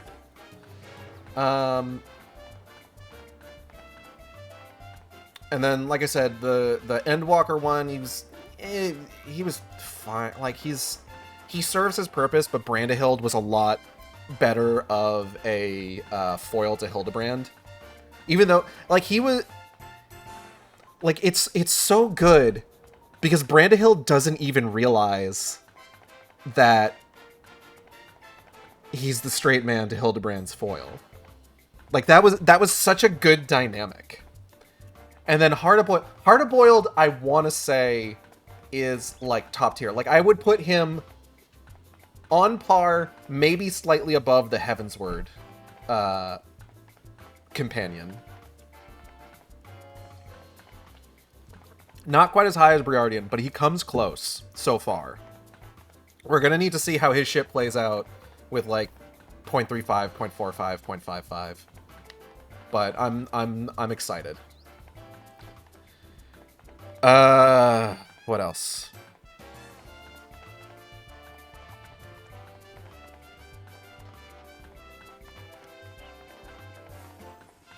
But yeah, so we finished like the patch content for Realm Reborn in 1, 2, 3, 4, 5 streams. Right? Hold on.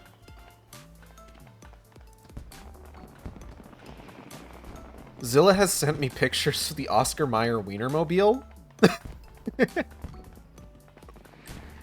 Which, that's delightful. Oh, let's go ahead and get a view of the fireworks here while I'm talking about this. Hello, Lucas. What's going on? Oh, well, so I got to the top of the jumping puzzle. And just, I've been reflecting on my journey playing Final Fantasy XIV on stream, because it is the 100th stream of Final Fantasy XIV. I did curse Kale. Kale got all the way up to the top, and I was just like, you can do this, you can do this, I believe in you. And then she missed. I felt a little bad. But yeah, it's my 100th stream of playing Final Fantasy XIV. So I've just kind of been reflecting on, like, just what I've done in the past. So, you know, I got through all the way through base Realm Reborn before Endwalker came out. Endwalker came out, I stopped streaming Final Fantasy XIV for a while, popped in 3 times to do Hildebrand content that came out in Endwalker's patches, then the Nier raids, since I finished Nier Automata, one more Hildebrand stream, and then I started up the New Game Plus run again.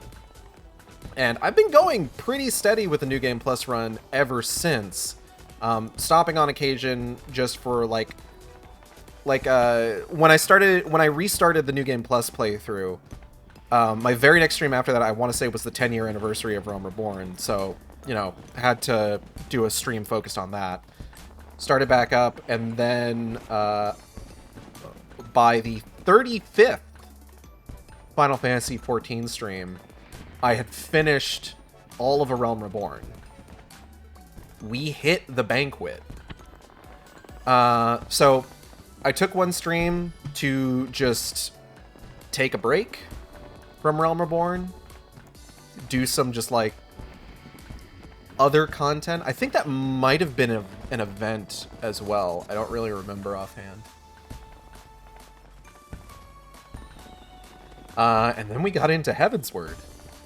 And God, how many streams was I in Heavensward for? Let's see. 1, 2, 3, 4, 5, 6, 7, 8, 9, 10, 11, 12, 13, 14, 15, 16, 17, 8. It took me 18 streams to get through Heavensward. Then you started doing writing alongside your second playthrough, right? I think so. Because, oh God, when did I do... I didn't do FF14 right last year, but I did it both years before, so 2022 and 2023.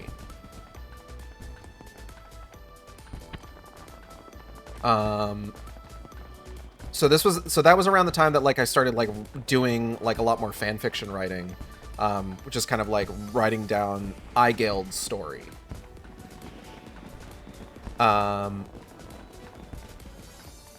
And I want to say that, like, doing the MSQ playthrough really helped with that, because it's just, like, it reminded me of, like, a lot of moments that just, like, oh, yeah, I should talk about, like, how Aigead handled this, or, like, this reminds me of this moment from Aigead's story. Just, like, thinking about, like, the way that her whole narrative is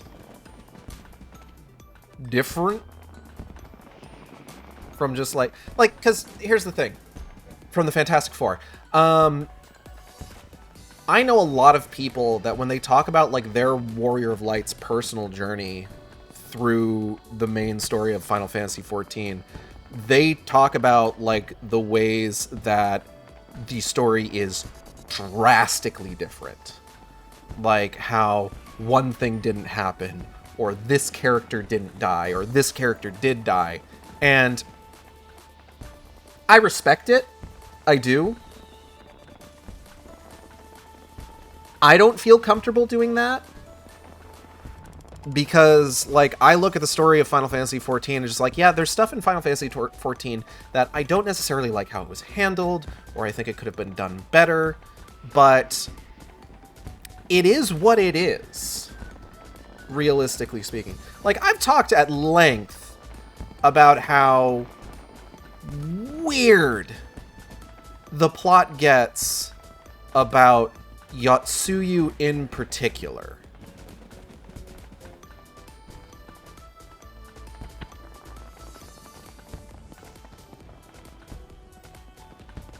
Like, because we get a good look at Yatsuyu's life, and we get a lot of, like, she was sold off effectively to pay debts, right?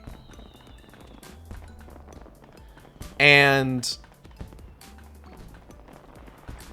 just kind of, like, exploited left and right. Eventually, like, the fucking, Doman Resistance is just like, hey, we need you to go fuck the Crown Prince, and get some information from him. Which, like, I don't know about that one, Chief.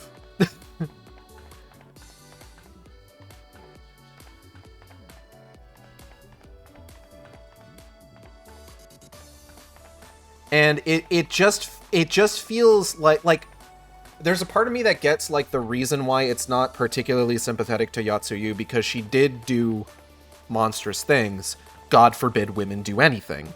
But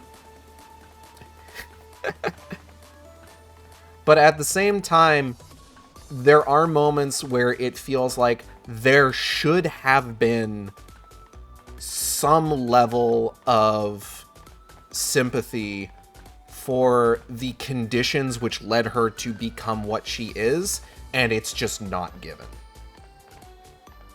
Like, I feel like more sympathy in the narrative is given to Yatsuyu's parents, who are demonstrably monstrous people, who were willing to exploit what they thought was, like, a brain-addled amnesiac in order to get back into high society, then is given to Yotsuyu herself. And that sucks. Blech, excuse me.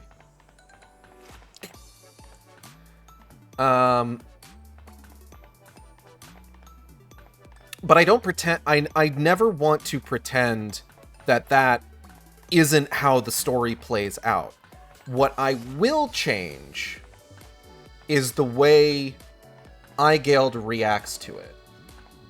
Oh yeah, we talked about that. I didn't really feel that, but I also think I interpreted what Hien said differently. Yeah, I mean, you know, it's a narrative. It's open to interpretation in a lot of cases.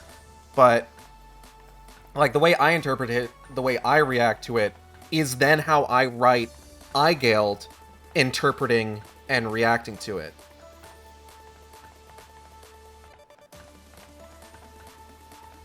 Because, like, one thing, when I wrote that particular part of Aigead's story, I also tried to be fair to Hien as much as possible. I don't hate Hien. I don't. I think his attitude towards Yotsuyu is weird.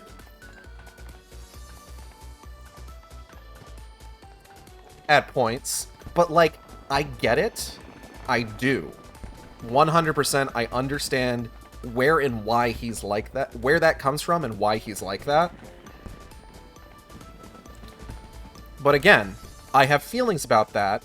I reflect that with how Aigead reacts to the situation.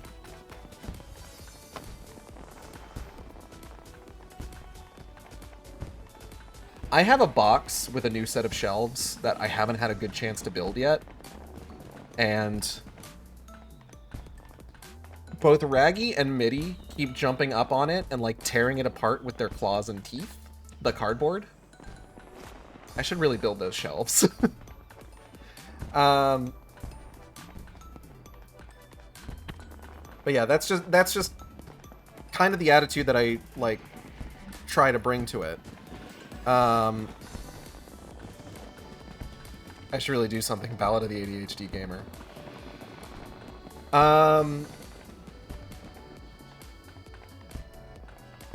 And, like, I do that for, like, all sorts of things, you know? Like,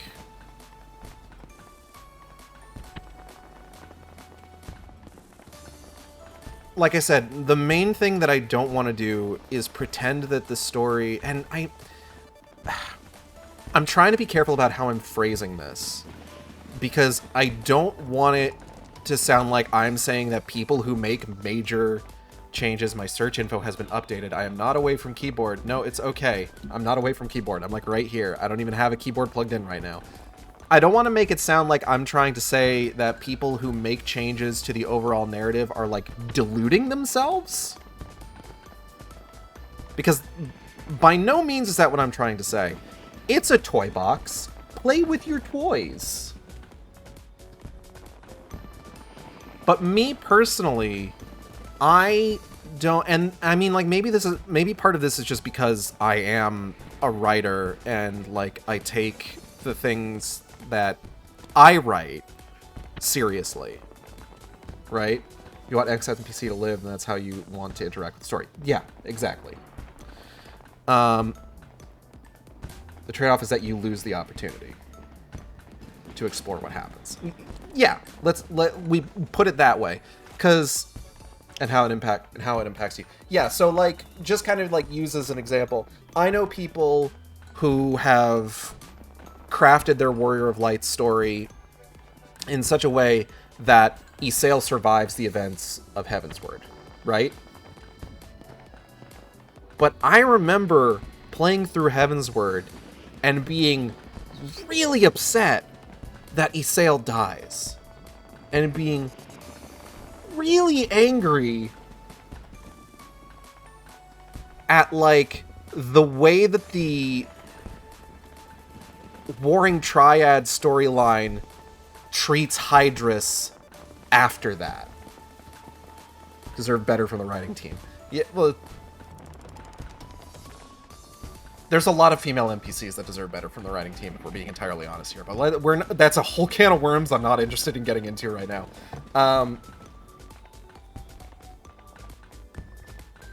And while I acknowledge that, like you say, Ysayle did deserve better from the writing team, the fact of the matter is Ysayle died. And I was upset at how,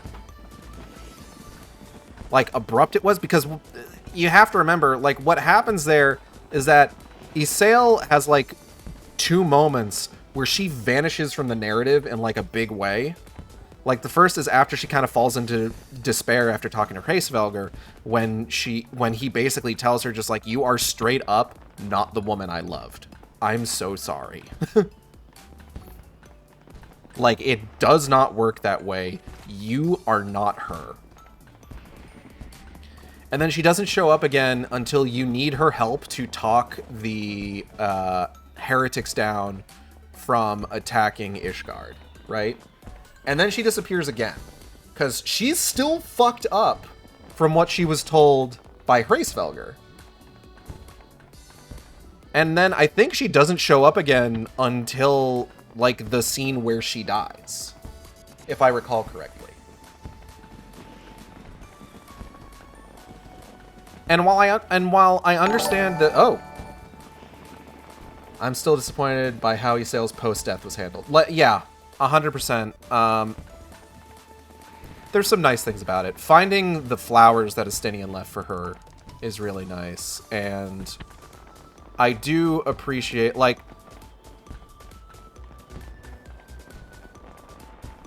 one thing I feel like you can't really fault the FF14 team for is, like, forgetting about major characters they killed off, because one way or another, like, how many fucking times has Moonbrita still managed to come up in the plot despite having died all the way back in the Realm Reborn patches? Like, Moonbrita is another one where it's just like, she was, in fact, done kinda dirty. But my god, the impact of her life, her character, and her death has reverberated all the way through the game, ever since. And you can't say that it hasn't. We're up to Shadowbringers. Urianger is still fucked up by it. And oh my god, there's that really emotional moment towards the end of base game Endwalker that still fucks me up to think about. And then, like, the like, what is it? Second to last dungeon of Endwalker? Just, like, the way that it brings, like, how much has Louis Soir come up? Louis Soir is still having, like, reverberations all the way through the plot. Even, like, Yotsuyu. I talked about Yotsuyu, how I feel like, you know, there are ways that her story could have been handled better, her entire narrative, even though I think her death fucks pretty hard, actually. Like, that whole scene, like, there's a lot going on there, and I think it's really cool she was not treated... Oh, my god.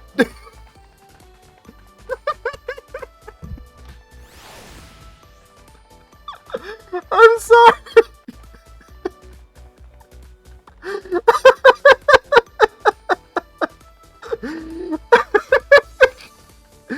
It's just suddenly a fucking Rogadine's dick right in front of the camera. Holy shit. Oh man. Oh, that fucking guy. I need a fucking second. Give me a moment, please.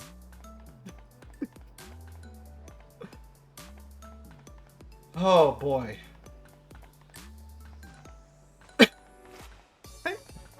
I might need to clip that. Somebody clip that, please. I'm begging you. I have to find that later.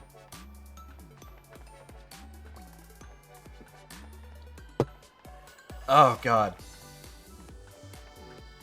That completely broke me. What was I saying?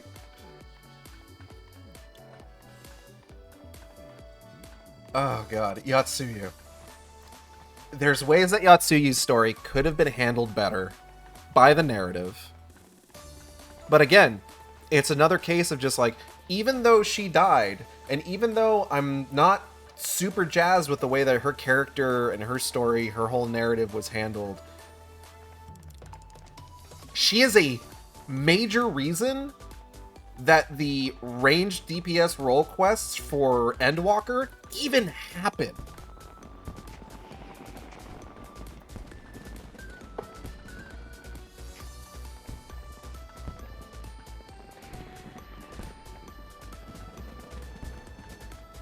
Like, a lot of these characters, like I said, that, like, you know, we talk about how, you know, them being done dirty by the narrative, how they deserved better. Like, regardless of those feelings, they have lasting impacts on the plot in one form or another.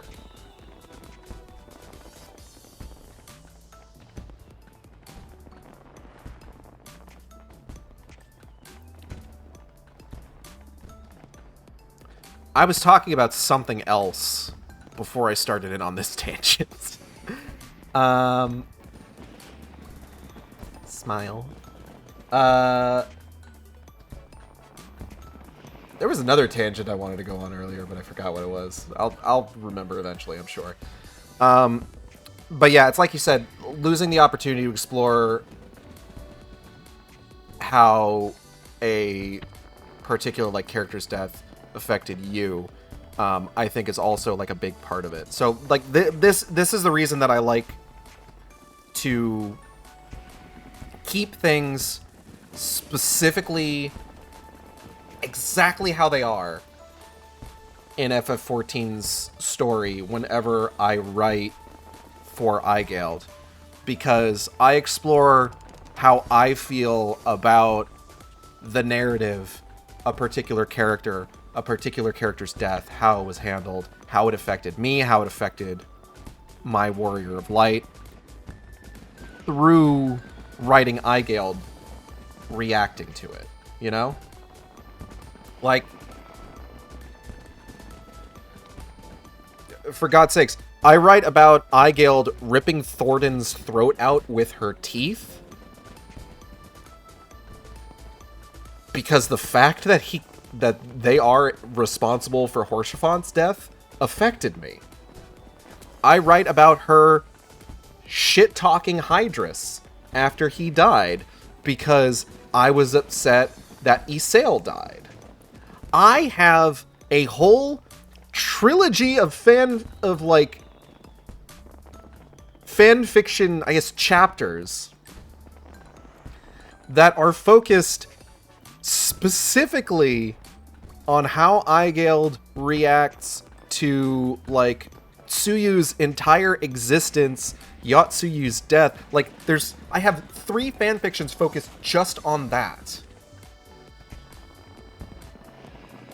Because of the way that I feel how the narrative treated Yatsuyu over the course of Stormbringers. And quite frankly, I feel like some of those are like my best work for Stormbringers? Stormblood. That's what I meant. Silent Hill Downcoming. But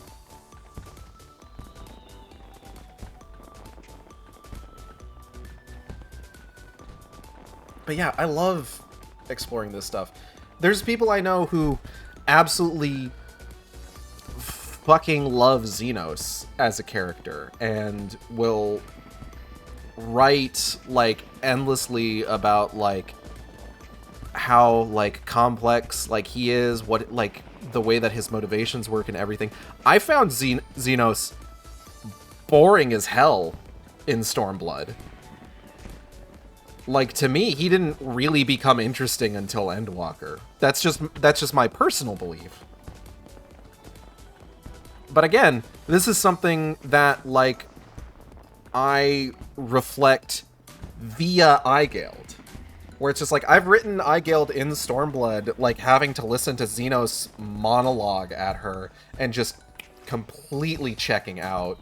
And then when Xenos gets interesting in Endwalker, that's when, like, Aigead, like, it's the point in the story where, like, his presence and his actions start really affecting Aigead in a major sort of way.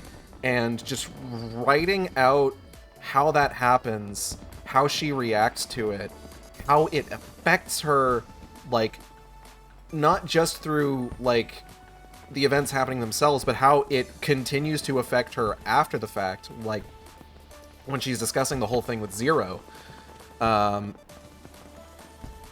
Endlessly interesting to me.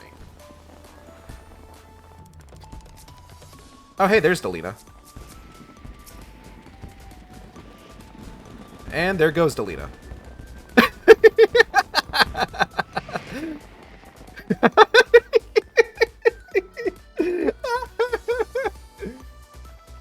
I'm so sorry.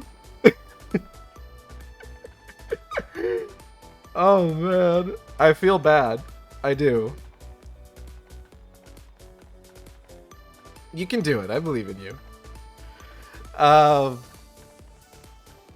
was waiting for sprint. I don't think you need sprint for... Well, that one you might need sprint for. Actually. I can do it, but I'm also hungry and lunch. Fair. That was in itself an entire, like, tangent. I still need to talk about, like, stream stuff.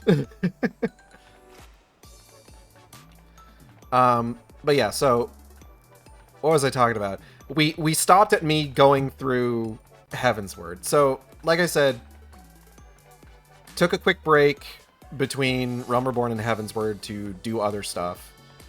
Dove into Heavensward. I remained pretty focused on Heavensward through it. I think there was only like a handful of time. Like there was one stream where I think it was the 0.65 Hildebrand stuff. Or the 6.55 Hildebrand stuff. And then a stream where I had Natalie on, and we were doing some stuff with Aigead and Maya Capra. God, right. And then we did Void Arc. Listen, this game had a major impact to you, and the stories you wrote and impact on Aigead are a part of that impact. It's your stream, fuck it. True.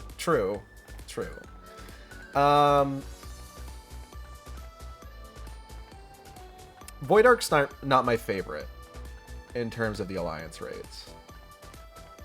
Whenever Vark comes up on like Alliance Roulette, I'm kind of bored of it, honestly. I'm just like, I don't want to do this. Like, I don't know, it's just like the first, like, Crystal Tower, Void Arc, like, there's so much Void stuff, I guess. It's kind of my issue, where it's just like, this bores me. I'm bored of the Void. I'm sorry.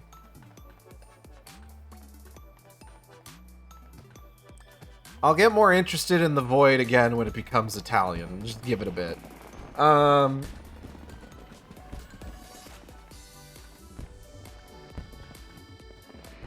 Or is it when it becomes Irish? Which one came first? Irish Void or Italian Void? I think Irish Void came first, didn't it?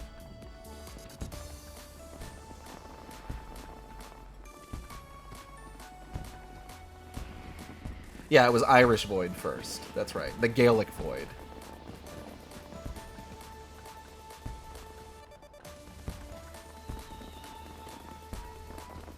I think that guy just fell.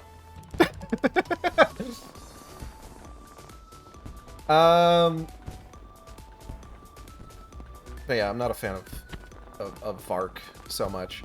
But, you know, Void Arc it was one of those things where it's just like I said, I don't like to run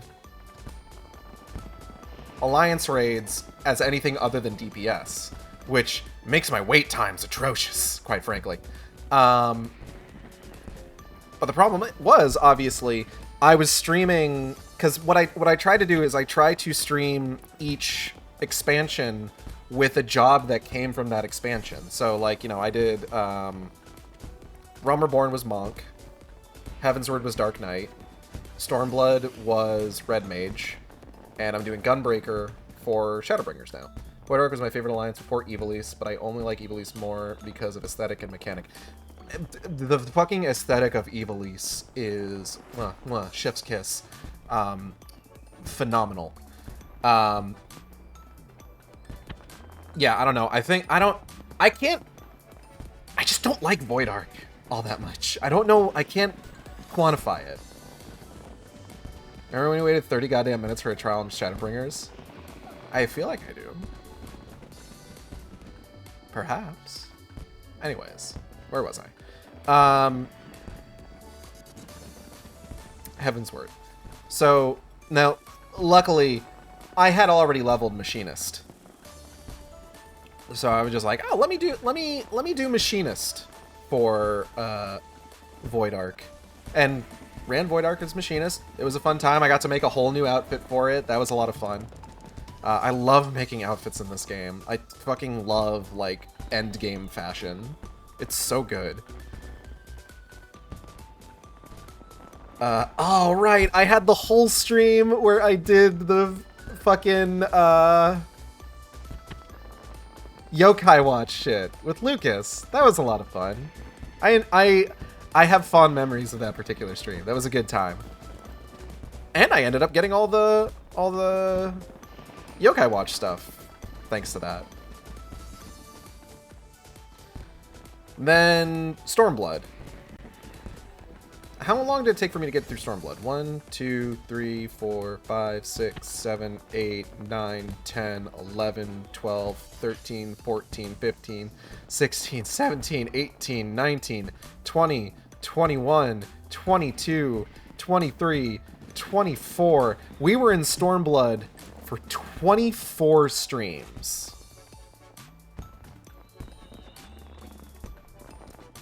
God damn.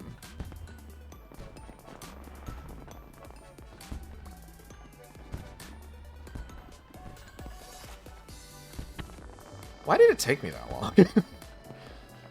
Oh, some of these are a little bit on the shorter side, admittedly.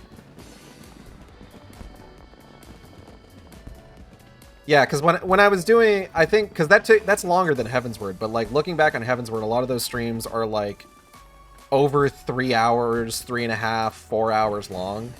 And with Stormblood, while I started out doing like a couple longer ones, it looks like I kind of stuck to like under 3 hours for a little bit.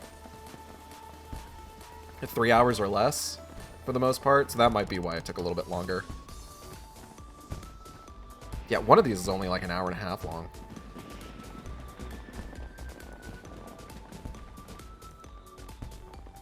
I like Stormblood.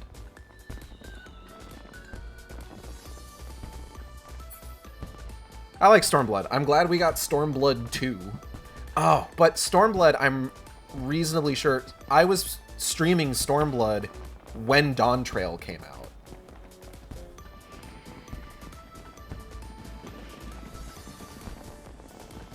So like that was fun, where it was just like at a certain point it's just like, by the way, if the game looks much nicer now, it's because Dawn Trail is out and we got the graphical update.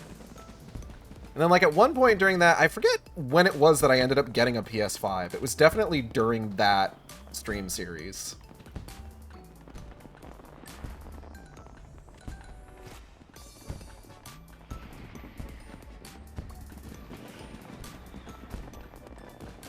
I did get to do my 69th stream during Stormblood, and I remember I was doing that, God, what was it? I was doing, the Omega raids when I hit the 69th stream.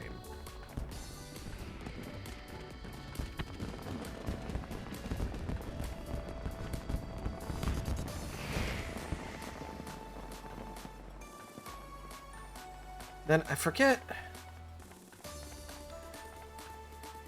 I feel like there was a period of time where it was just like every single goddamn week there was like an event or some other going on that like I would need to like work into the stream.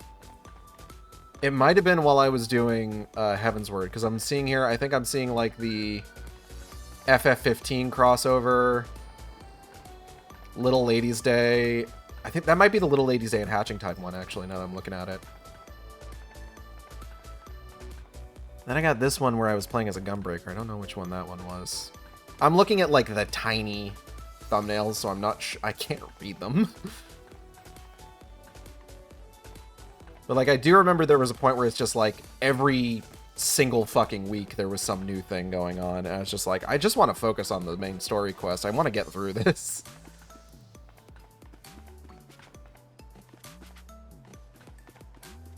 And then, betwixt, I finished Stormblood, and then between finishing Stormblood and starting Shadowbringers, I did the first Dawn Trail Hildebrand questline. And also the Christmas event, from what I'm looking at here.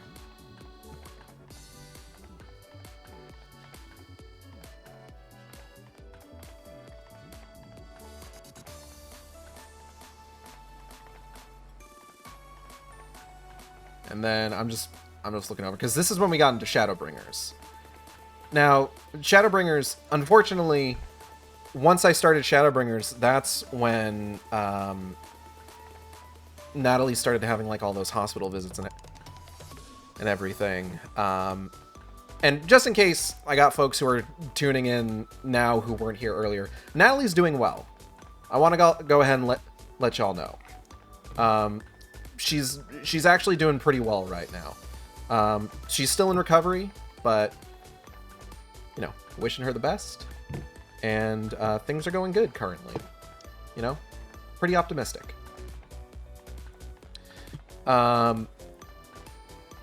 But like, yeah, I'm remembering here just like, you know, I had the first couple Shadowbringers, and I think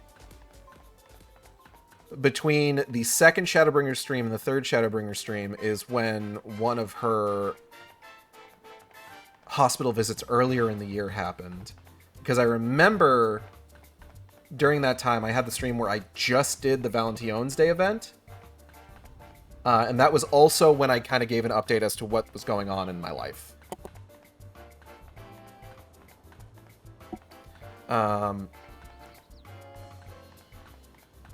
Yeah, we've been going pretty good on Shadowbringers otherwise.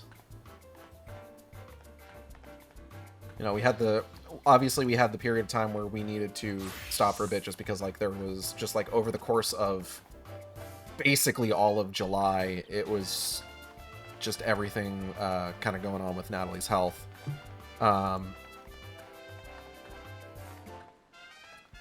But how many Shadowbringer streams have we had so far? We have 1, 2, 3, 4, 5, 6, 7, 8, 9, 10, 11, 12, 13, 14 Shadowbringer streams so far. And I think we're only a little over... Back from lunch. Welcome back. I think we're only a little over halfway through Shadowbringers because I did have to stop to do all the role quests.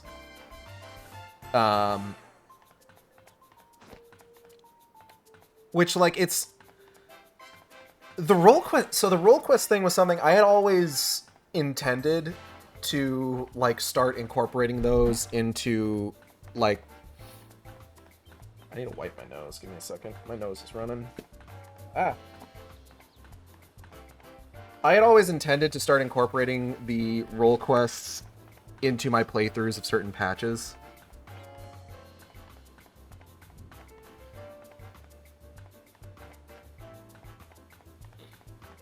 Just because, like, I feel like they're important to the overall stories of those patches. Like, especially, like, obviously, Shadowbringers in a big way. I love that immediately after I looked down to get an idea of where Delina was, you fell off. I gotta just not look at you. Let's just focus on Aigead for a bit.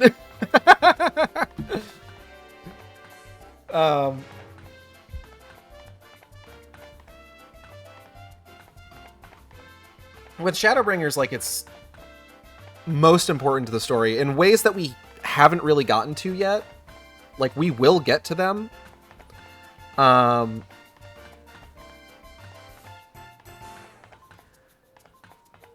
like, you know, the way that Shadowbringers is structured, like, the idea is you need to do one of the role quests in order to continue the story. With Endwalker and Dawn Trail, they're not doing any of them isn't required to advance the story. They're good to do for just like progression of the job that you're looking to do. But again, not required. That being said, I am still going to be doing like the similar sort of thing where like just we're going to get to the point midway-ish through the expansion for both Endwalker and Dawn Trail when we get to them, where we will stop and do all of the role quests. Because if nothing else, the benefit of doing the role quests in Endwalker and Dawn Trail is that, you know, the things happening in Endwalker especially, the things happening in Endwalker are like, what's the word I'm looking for? They have a huge impact on the entire world, right? But because of, you know, the sort of like conservation, like we have these like shiny new areas for you to check out.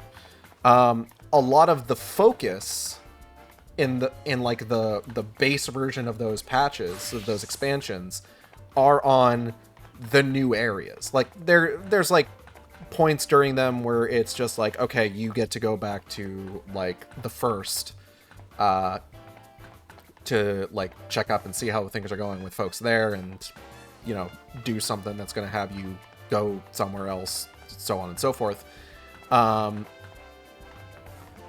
like with Endwalker, it's just like the focus is on Thavnair, Sharlayan, Garlemald, the Moon. That, like, if you don't do the role quests, you don't really get a set Pepsi, yes. You don't really get a sense of what's going on in the rest of the world. So, like, maybe you're sitting there thinking, just like, yeah, all this shit's going down in Thavnair, but, like, what's going on in the Black Shroud? What's going on in, Lanosia, in Ul'dah, in, the fucking, what's, like, the whole country that Doma's in called?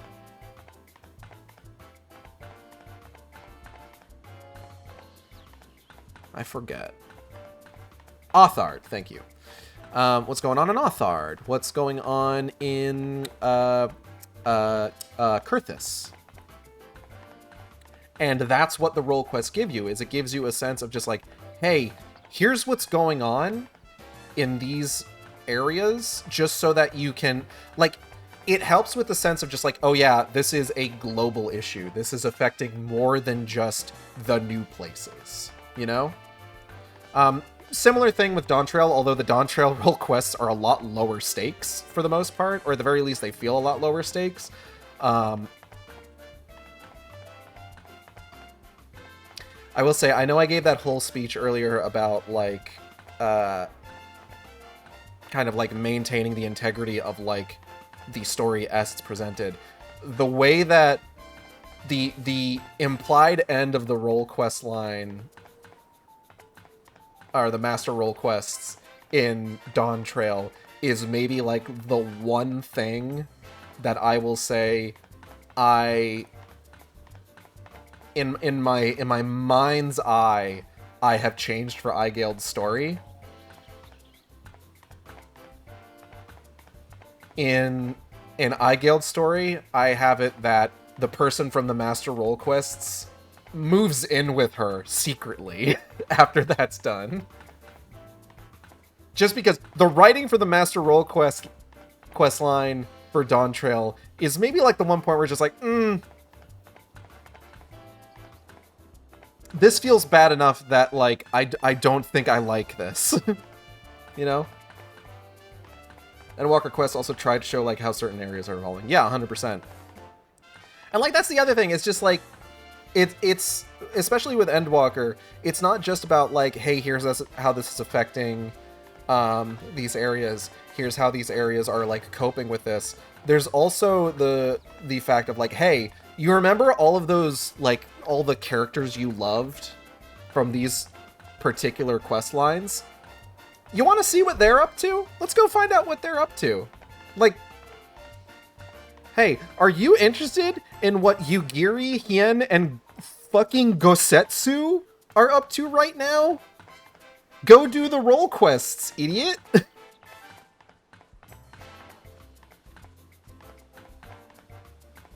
Curious what Emmerich's been up to in your absence? Go do the role quests, idiot. Do you want to see Merlwyn Bluffiswin do some sick-ass shit? Role quests, idiot. Pining, I'm sure. Oh, yeah, absolutely. But yeah. So I do think, while they're not strictly necessary, I do find, like, Endwalker, at bare minimum, Endwalker is important to just kind of, like, really kind of hammering home. Do you want to see Gridania becoming slightly less racist? Role quests! But, like, it's really just kind of, it's so important to, like, hammering home this idea of, like,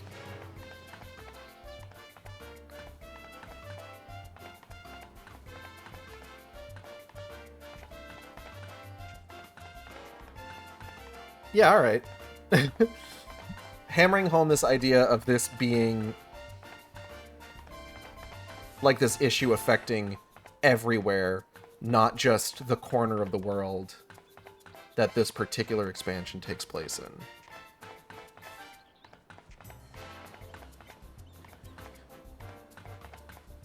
Oh, there he goes.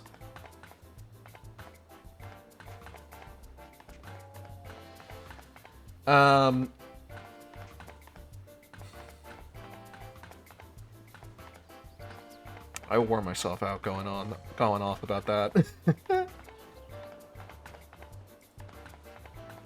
But yeah, we've been making, like, some really good time, honestly, with regards to these. It's been a lot of fun. And it has been nice having one thing that, like, I can just sort of, like, oh man, I agonize so much whenever, like, I finish a game, or if I play a game and it takes less time than I thought it would to complete. I'm gonna go ahead and... Where's Delina at? Oh, she down there. She hanging out. So I'm gonna watch you play through and we can react and talk about what happens. Yeah, absolutely. I should probably, like, do other stuff. I've been standing here for, like, an hour.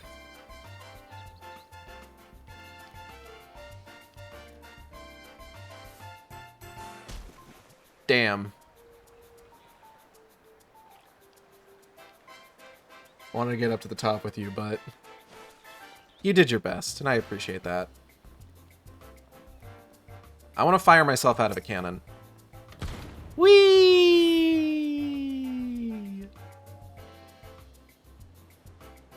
Sploosh.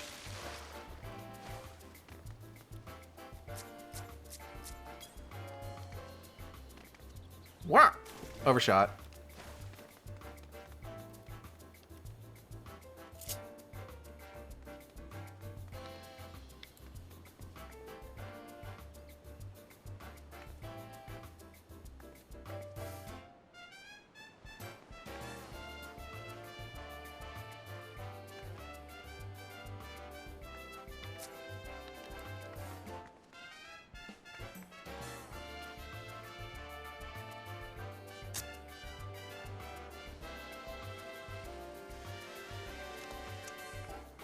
Delightful.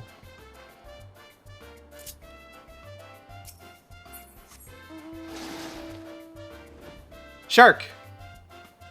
Shark. I love how it's just a normal-ass shark. It's so good. It's not even like the fucked up flying sharks. It's just shark. Whoop! Hoofing it. Alpha! And Omega!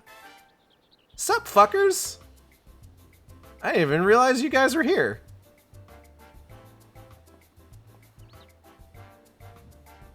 Bye.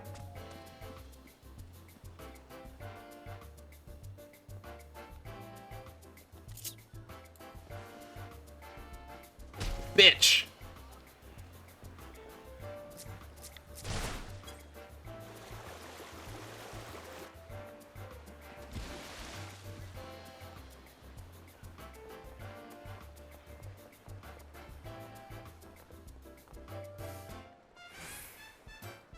Bitch. Anyway, I still need both sharks. I bought this one off the market board. Oh, hey. Relaxation to the max. I suppose this is sufficiently inspiring. Loporits! That's cute. They're doing the lop hop. That's adorable, and I love it.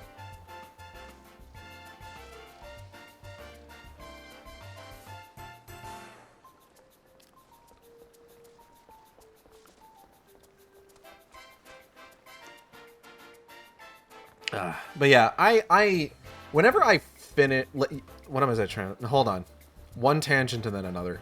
I bought this off the market board because when Occult Crescent started, all of like, or not even Occult, like, I think it's both Occult Crescent and like the Moon stuff.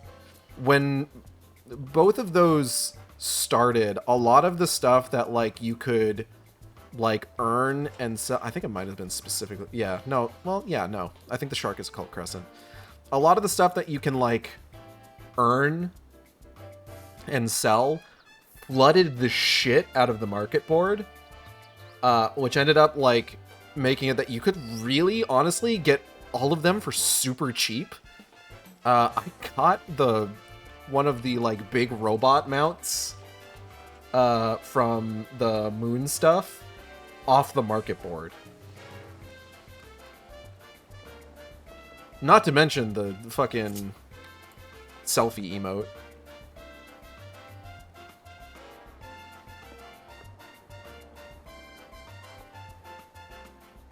Like, I have not touched that content at all. Occult Crescent, obviously, I did a little bit of it on stream, but I haven't gone back to it yet.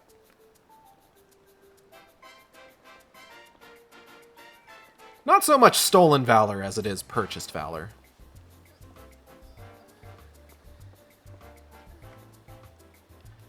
I want to go ride the slide. I want to ride the slide. Whee! Ew. Yeah! That's so good. Super excited for Occult Crescent on patch day. I've heard some unfortunate things with like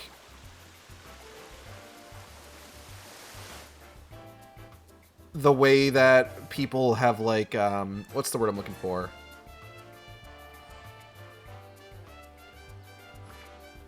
It's one of those things where it's just it's people like I'm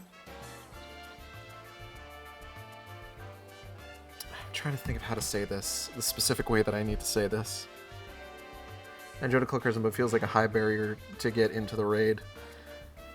I've unfortunately heard about people metagaming the fun out of it.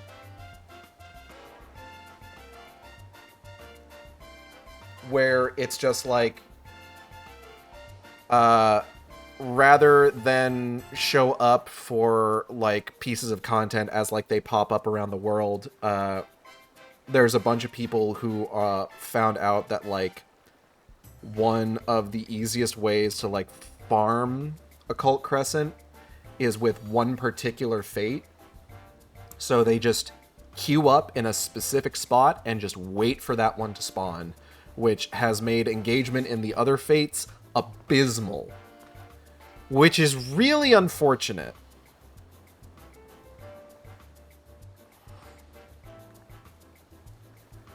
And I don't know, like,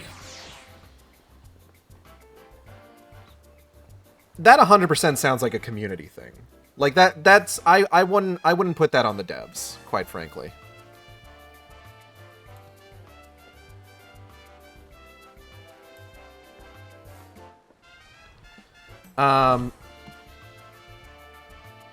Just because, like, let's be real. I played when it was new, but there were so many people doing everything, but there was no room to breathe at all. Baja and Eureka were both more chill IMO. I think the FF14 community has this weird thing going right now.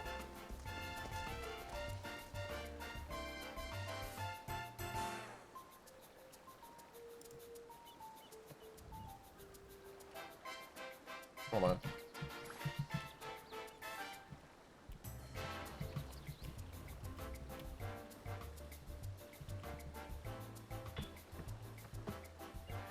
The FF14 community, you've like if you've been exposed to the community at all, you probably kind of know where this is going. But there's this weird thing going on right now with the FF14 community where it's just I'm not even 100% sure where to begin. Pretty much had to get escorted around really high level areas where mobs would just one-shot you or you couldn't get any fates or NMs done. Like, the FF14 community is just, like...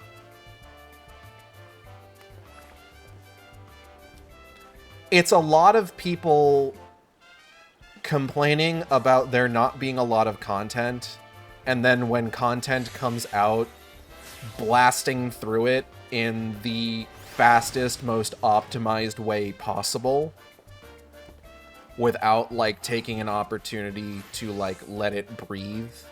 Or, like, really kind of take it in. And then once they're done, they complain about there not being enough content.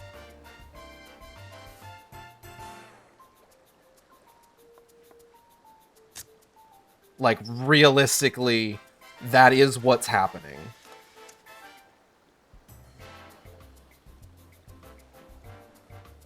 And I don't know, I feel like it has, like, a knock-on effect. Where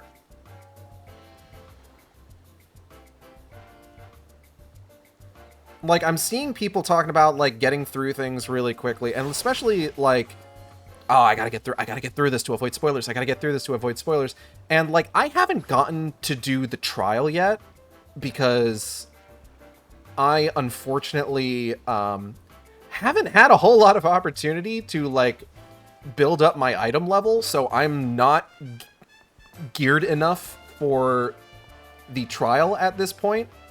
I need to like run the patch dungeon a few times or like build up enough gil to buy new gear so that I can get up to the point of being able to do the trial. But it's just like I'm seeing people like talking about needing to get through things quickly or talking about how like there's such like a I can help with that. I appreciate that. I do. I can't do that right now because I actually do need to bounce once we're done streaming to deliver some stuff to the hospital. Friend of the stream, XIV, is spending some time with Natalie there right now. Just keeping an eye on her, helping her out, which I appreciate him for. Oh, do you mean you can give me money?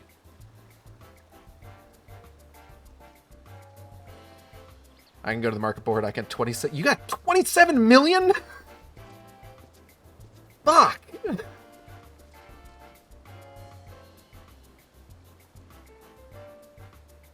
Fuck gear. Can I find something expensive for you to buy me?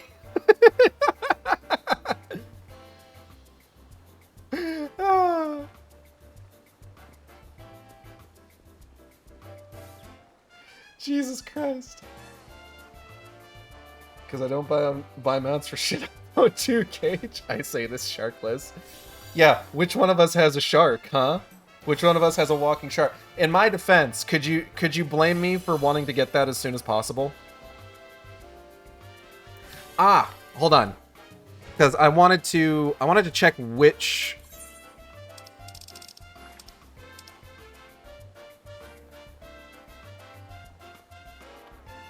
Before I do anything else, I do want to check which raid series it is that has the weapon that I wanted to have for the near raids.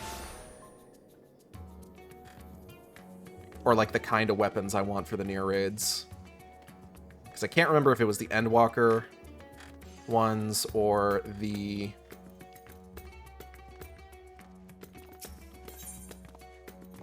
No, not this one. I can't remember if it was the Endwalker ones or it was the, I'm reasonably certain it was the Endwalker ones. I'm pretty sure it was Pandemonium.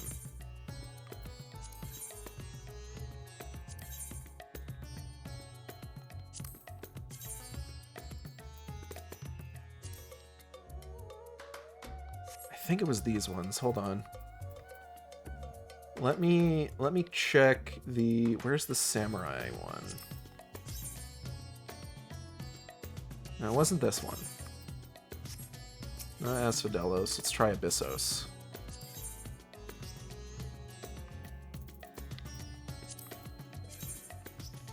No.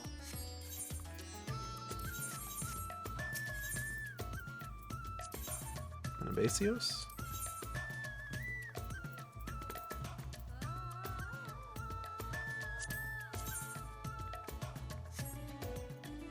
There's one I remember...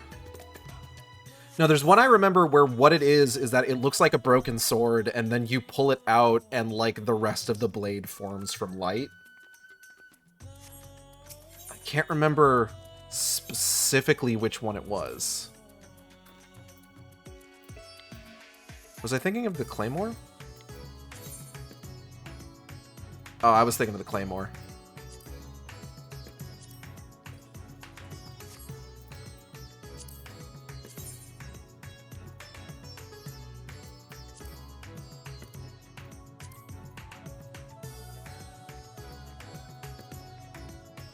But yeah, like this is the sort of thing I'm thinking about.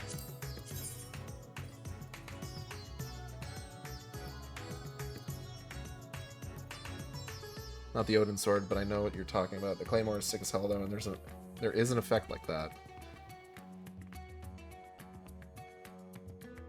Like if I could get the like, how does this die? Let's take a look.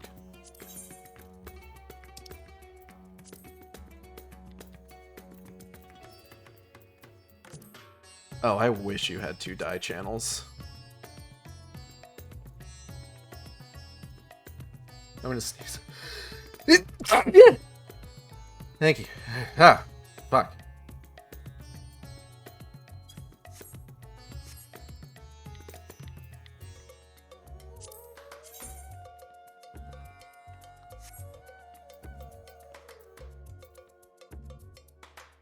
Congrats on 100, Bunny. Skulls back to work. Thank you, Lila.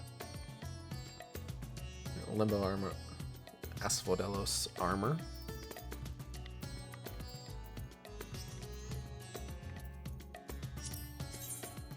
Ooh, that is really good. Okay, open up your gear panel real quick. I can tell you that currently the lowest things that I have are my earrings and one of my rings. Each of those are 710.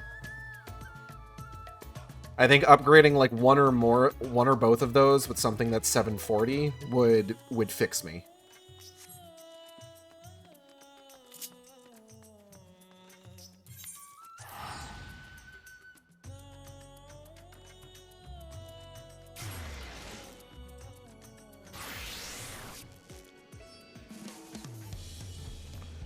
Well, because what am I right now? I'm 721 right now, and I need 725 to do the trial. Is what it is.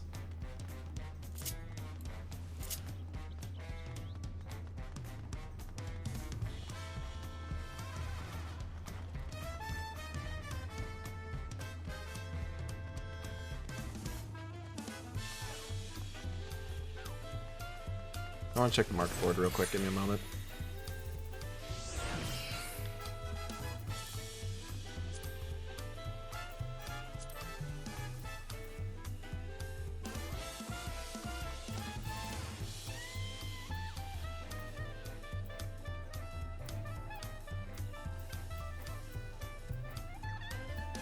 Torch?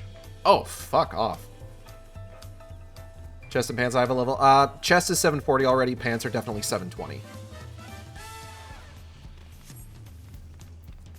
I can say that for sure, because chest is the one that Chest I hadn't gotten above 710 yet, so that was the one that I did buy in order to do the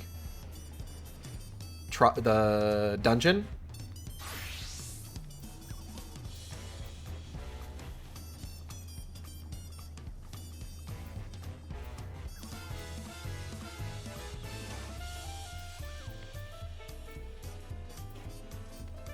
Magic to children's bed.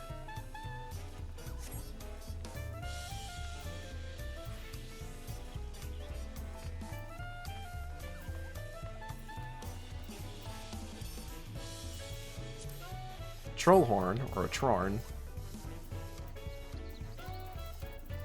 Which class? Monk? Yes.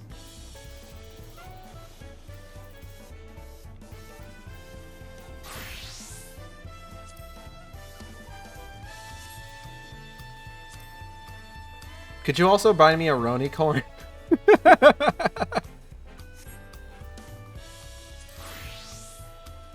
Jesus.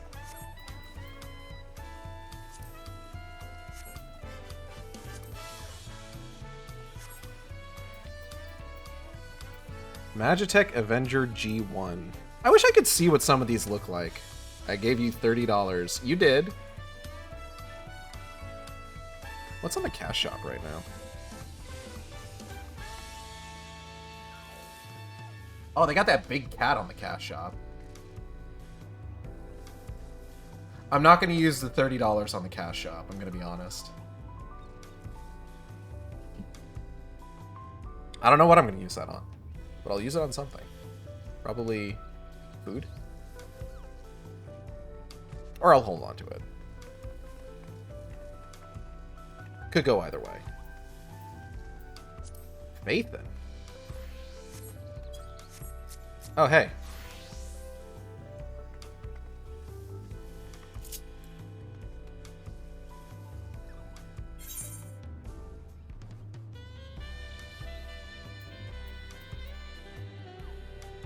Googlist. Thank you for the pants. Rain hood? Okay.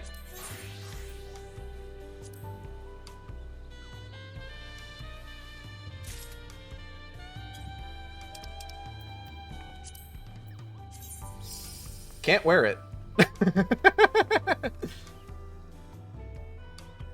Ain't that just the way? Unfortunate. One day, maybe. Thanks, 7.3.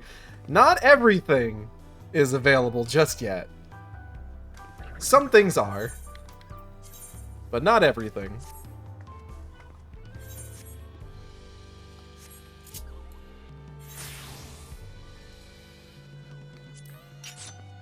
Hell yeah. I think I might... Hold on. Because I gotta drop some stuff off in the Glamour Dresser and Armory chest anyway.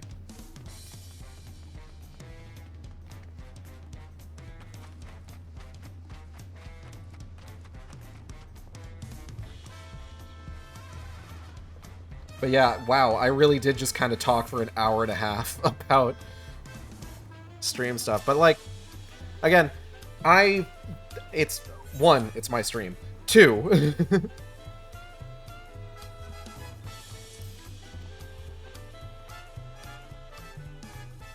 it's like, I didn't really have a plan for today anyway. It's your 100 stream. It's a celebration of how far you've come. It's two.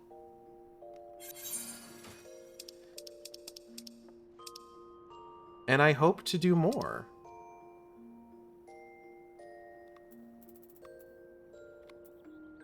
Outfit glamour.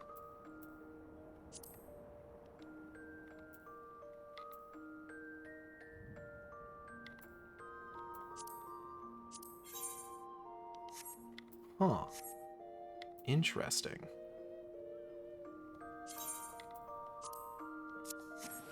I should be able to put that in the armoire, right? Yeah. Ain't using it. Goddamn.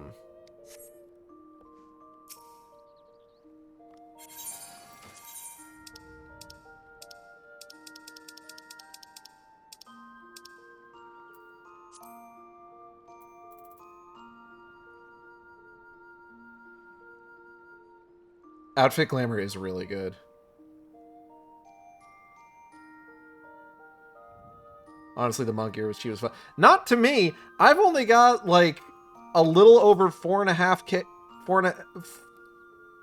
a little 460 thou gil at the moment.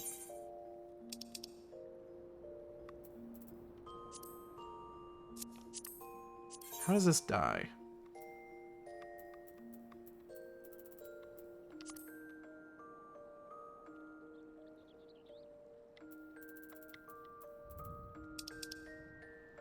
Okay. That's that die channel. Okay.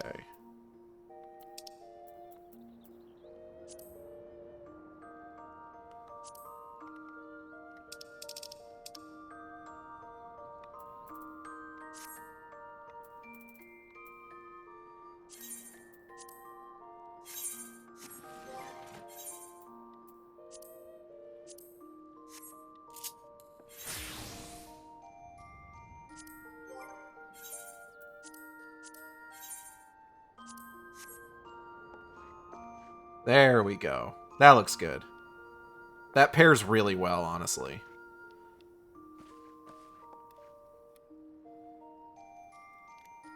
Can't see your money because your sultry shoulders are in the way. It's a... there it is. There's the number.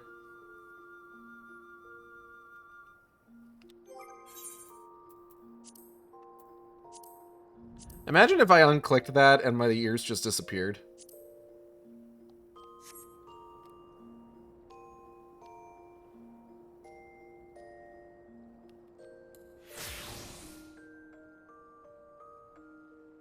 Yeah, that looks really good. I like that a lot.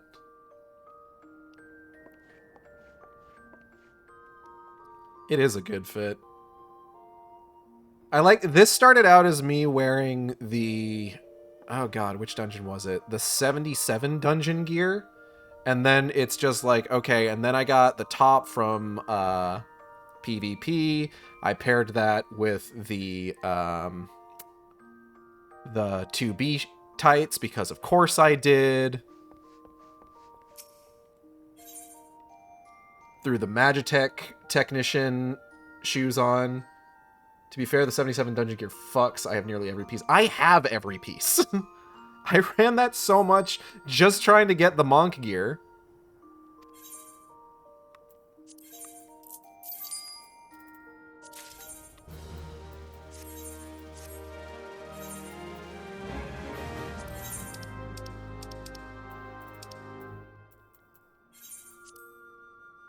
Oh, yeah, just...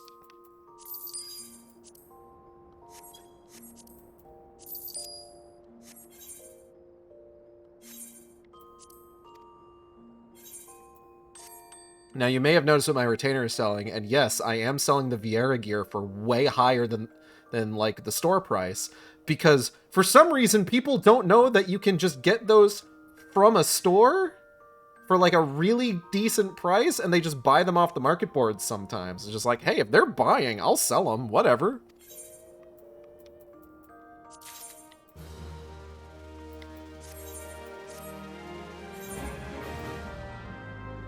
Fucking go for it. I'm super tempted to get the Magitech shoes for my Viper Glam, but it's 18 bucks. True. Sometimes it is just like, do you want the whole set just for like one piece? And occasionally it's like, yeah, sure. But other times it's just like, I don't know if that's worth it.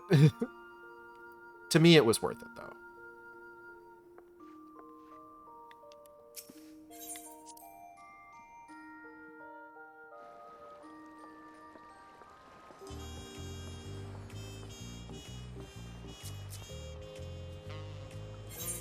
Huh? Oh. Oh. Oh. Oh. All right. Ka-chunk.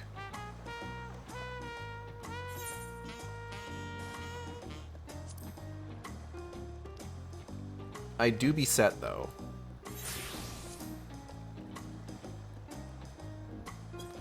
Alright, now I can do the trial. I'm not going to do the trial now, because I do gotta get over here. Hit the recommendation one more time in case of ring. Oh, yeah, no, one of my rings was 720 and one of them was 710, so, like, there was no way that that was going to get replaced.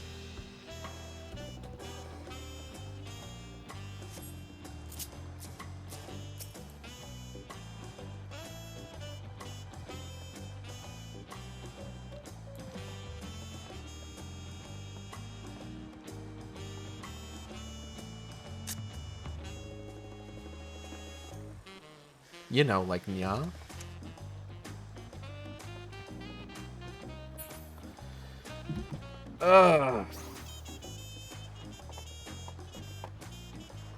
Stretch, yawn.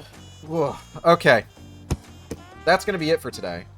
I want to thank everybody for coming by the stream. I want to thank everybody who sat through my whole... I'm definitely going to need to tag time codes for this one. Just like, hey, here's where I do the Moonfire Faire event. Here's where I do the jumping puzzle. Here's where I talk for, like, 2 hours.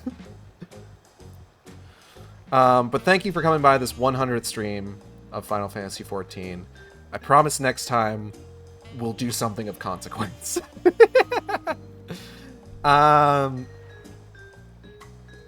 Art for the stream, chat blocker was done by Isaac, whose work you can find on Blue Sky at Knucklebone. That's KNUCKLEBONE. Here's where I talk about the stream progression for 2 hours. Here's where I go on a tangent about Yatsunyu for 30 minutes. What was I saying? Words, different words that are strong and bad.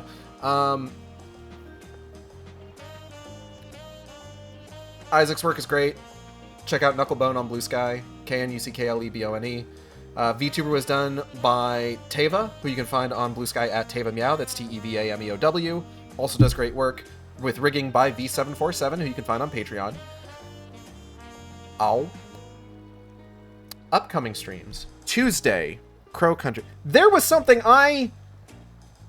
thought I started, and I didn't finish it. Let me finish that real quick before we start talking about upcoming streams. Oh yeah, here's where I started doing my sign off and then immediately stopped because I remembered a tangent that I had wanted to go on 30 minutes prior. Whenever I finish a game, a lot of times if I don't have anything like immediately planned, I will agonize about what I'm going to do next. It's mostly a paralyzed by choice thing because like I have a lot of things that I could just like pick up and start playing. But like more often recently, I have been trying to stick to like things that like I know have some degree of like situational or persisting interest. Like Deadly Premonition is an endlessly fascinating game. I've gotten people who have come in specifically because they saw me playing Deadly Premonition and wanted to watch me play it. Darksiders has a new game coming out that they just released like a trailer for. And like I've been wanting to play through the Darksiders series for a while, so Genesis, like thankfully, like we're in a good place for me to be playing a Darksiders game. I have been getting more interested in showing off like smaller indie projects, especially ones that have more stylishness to them. So like that's where like, you know, Fear the Spotlight, Late Homework, Crow Country comes in. I'm planning to do El Paso Elsewhere after this. Gamers can't stop you from playing Deadly Premonition. Did you do mouthwashing yet? I did. I finished it in one stream. The VOD's up on my YouTube channel.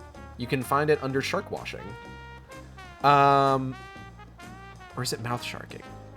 I don't remember. One of those, but it's up there.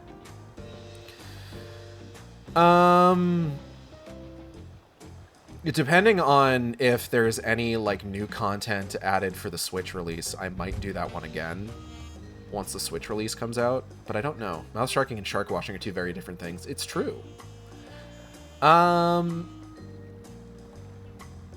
then of course, like I've got once I finish the Darksiders series, the next thing that I'm doing is UTDR. I'm still not 100% certain what order I'm gonna do that in. I think I'm gonna go Undertale, Deltarune, Undertale Yellow. But that's my plan there. Oh, I never played Yellow. I haven't played it either. I'm very interested in seeing what it's about, what it's got going for it. But yeah, a lot of times like it's just like agonizing like what to put where. So if nothing else, Final Fantasy XIV has been really good to have there as just sort of like a consistent thing where it's just like, okay, I've got one guaranteed slot each week that I don't need to worry about what I'm going to do for that particular slot, you know? Like, that has been good to have. Man, it started coming down outside. And it's also, like, if there is at any point, like, a game that, like, I really want to get into, but, like, I don't, like, have room in the schedule for it, Final Fantasy XIV is one I can also feel okay with just putting on pause, because, good lord, we're still gonna have so much left to do, regardless of, like, if I stop at any point, you know? It's a good sort of, like, persistent presence, the home for your weekly schedule. Exactly. Like, I can stop and restart it at any point. Like, for God's sakes, Silent Hill F is coming out next month. Like, I'm gonna need to find time to, like, commit to that game, you know?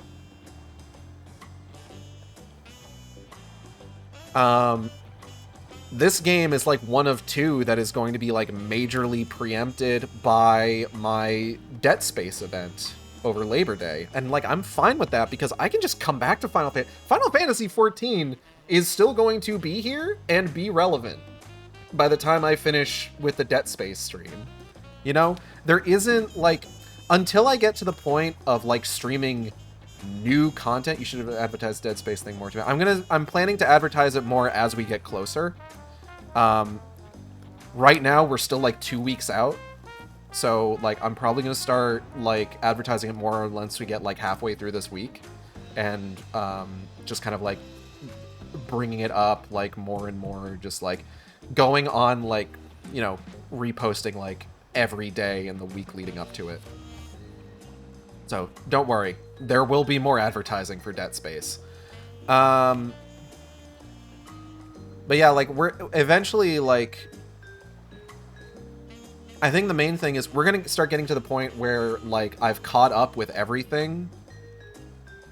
Like, I'm fully expecting that, or I'm at least hoping that I will be able to start doing, like, real-time streams in 8.0.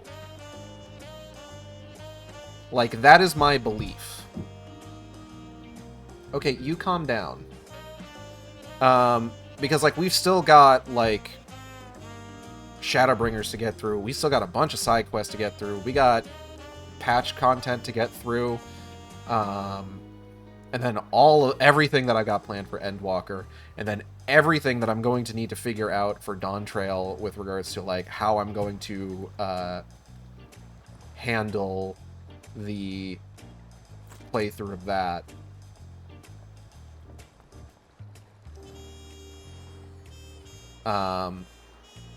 Because that's going to be a whole thing.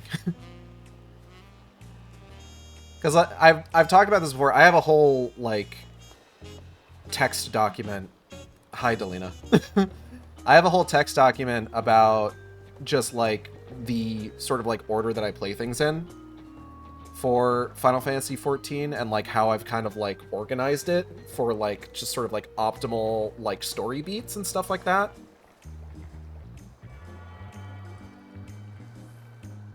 I believe Delina is trying to put her head through the hole formed by the arm and the side of my torso. So I'm gonna need to figure that out for Dawn Trail at some point, because I haven't sorted that out just yet. But yeah, it has been nice just kind of like having like Final Fantasy XIV be like a consistent thing in my schedule, because eventually it's not going to be. Eventually Final Fantasy XIV, well, I mean, even at a certain point, it might be, but it's hard to say because it's just like I don't know if I could handle just doing weeklies and dailies every time. Like that feels like that sort of thing is going to get old really quickly if I don't have like brand new shit to do, you know? But like we are going to probably get to a point where it's just like doing a Final Fantasy XIV stream every single week is not necessarily going to be a feasible thing. But for right now, like we've got, I imagine we've got like still got like a good year plus of these streams left, honestly. But yeah, that's what I wanted to mention earlier. But I gotta get going because it has really started coming down and I've got a long drive ahead of me. Like I said, I want to thank everybody for coming by. I hope you all had a good time. Upcoming streams, we've got Kale, I see you talking in the Catpool server. I do own Expedition 33, and I have played a chunk of it. I need to play more of it, though, at some point.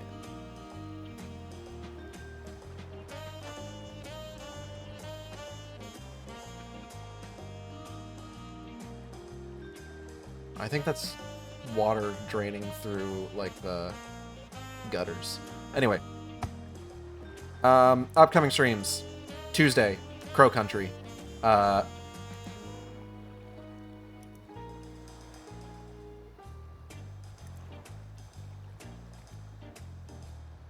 What other days of the week are there? Thursday, Darksiders Genesis. Friday, what is Friday? Friday is Deadly Premonition. And then next Saturday we'll be continuing Shadowbringers. Interesting things are going to start happening in Shadowbringers, if you can believe it.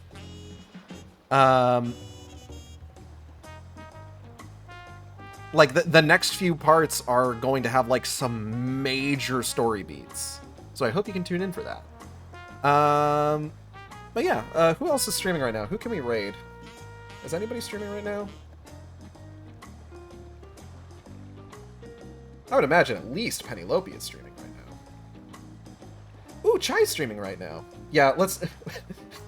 Penelope is sleeping, so let's go ahead and raid Morning Chai.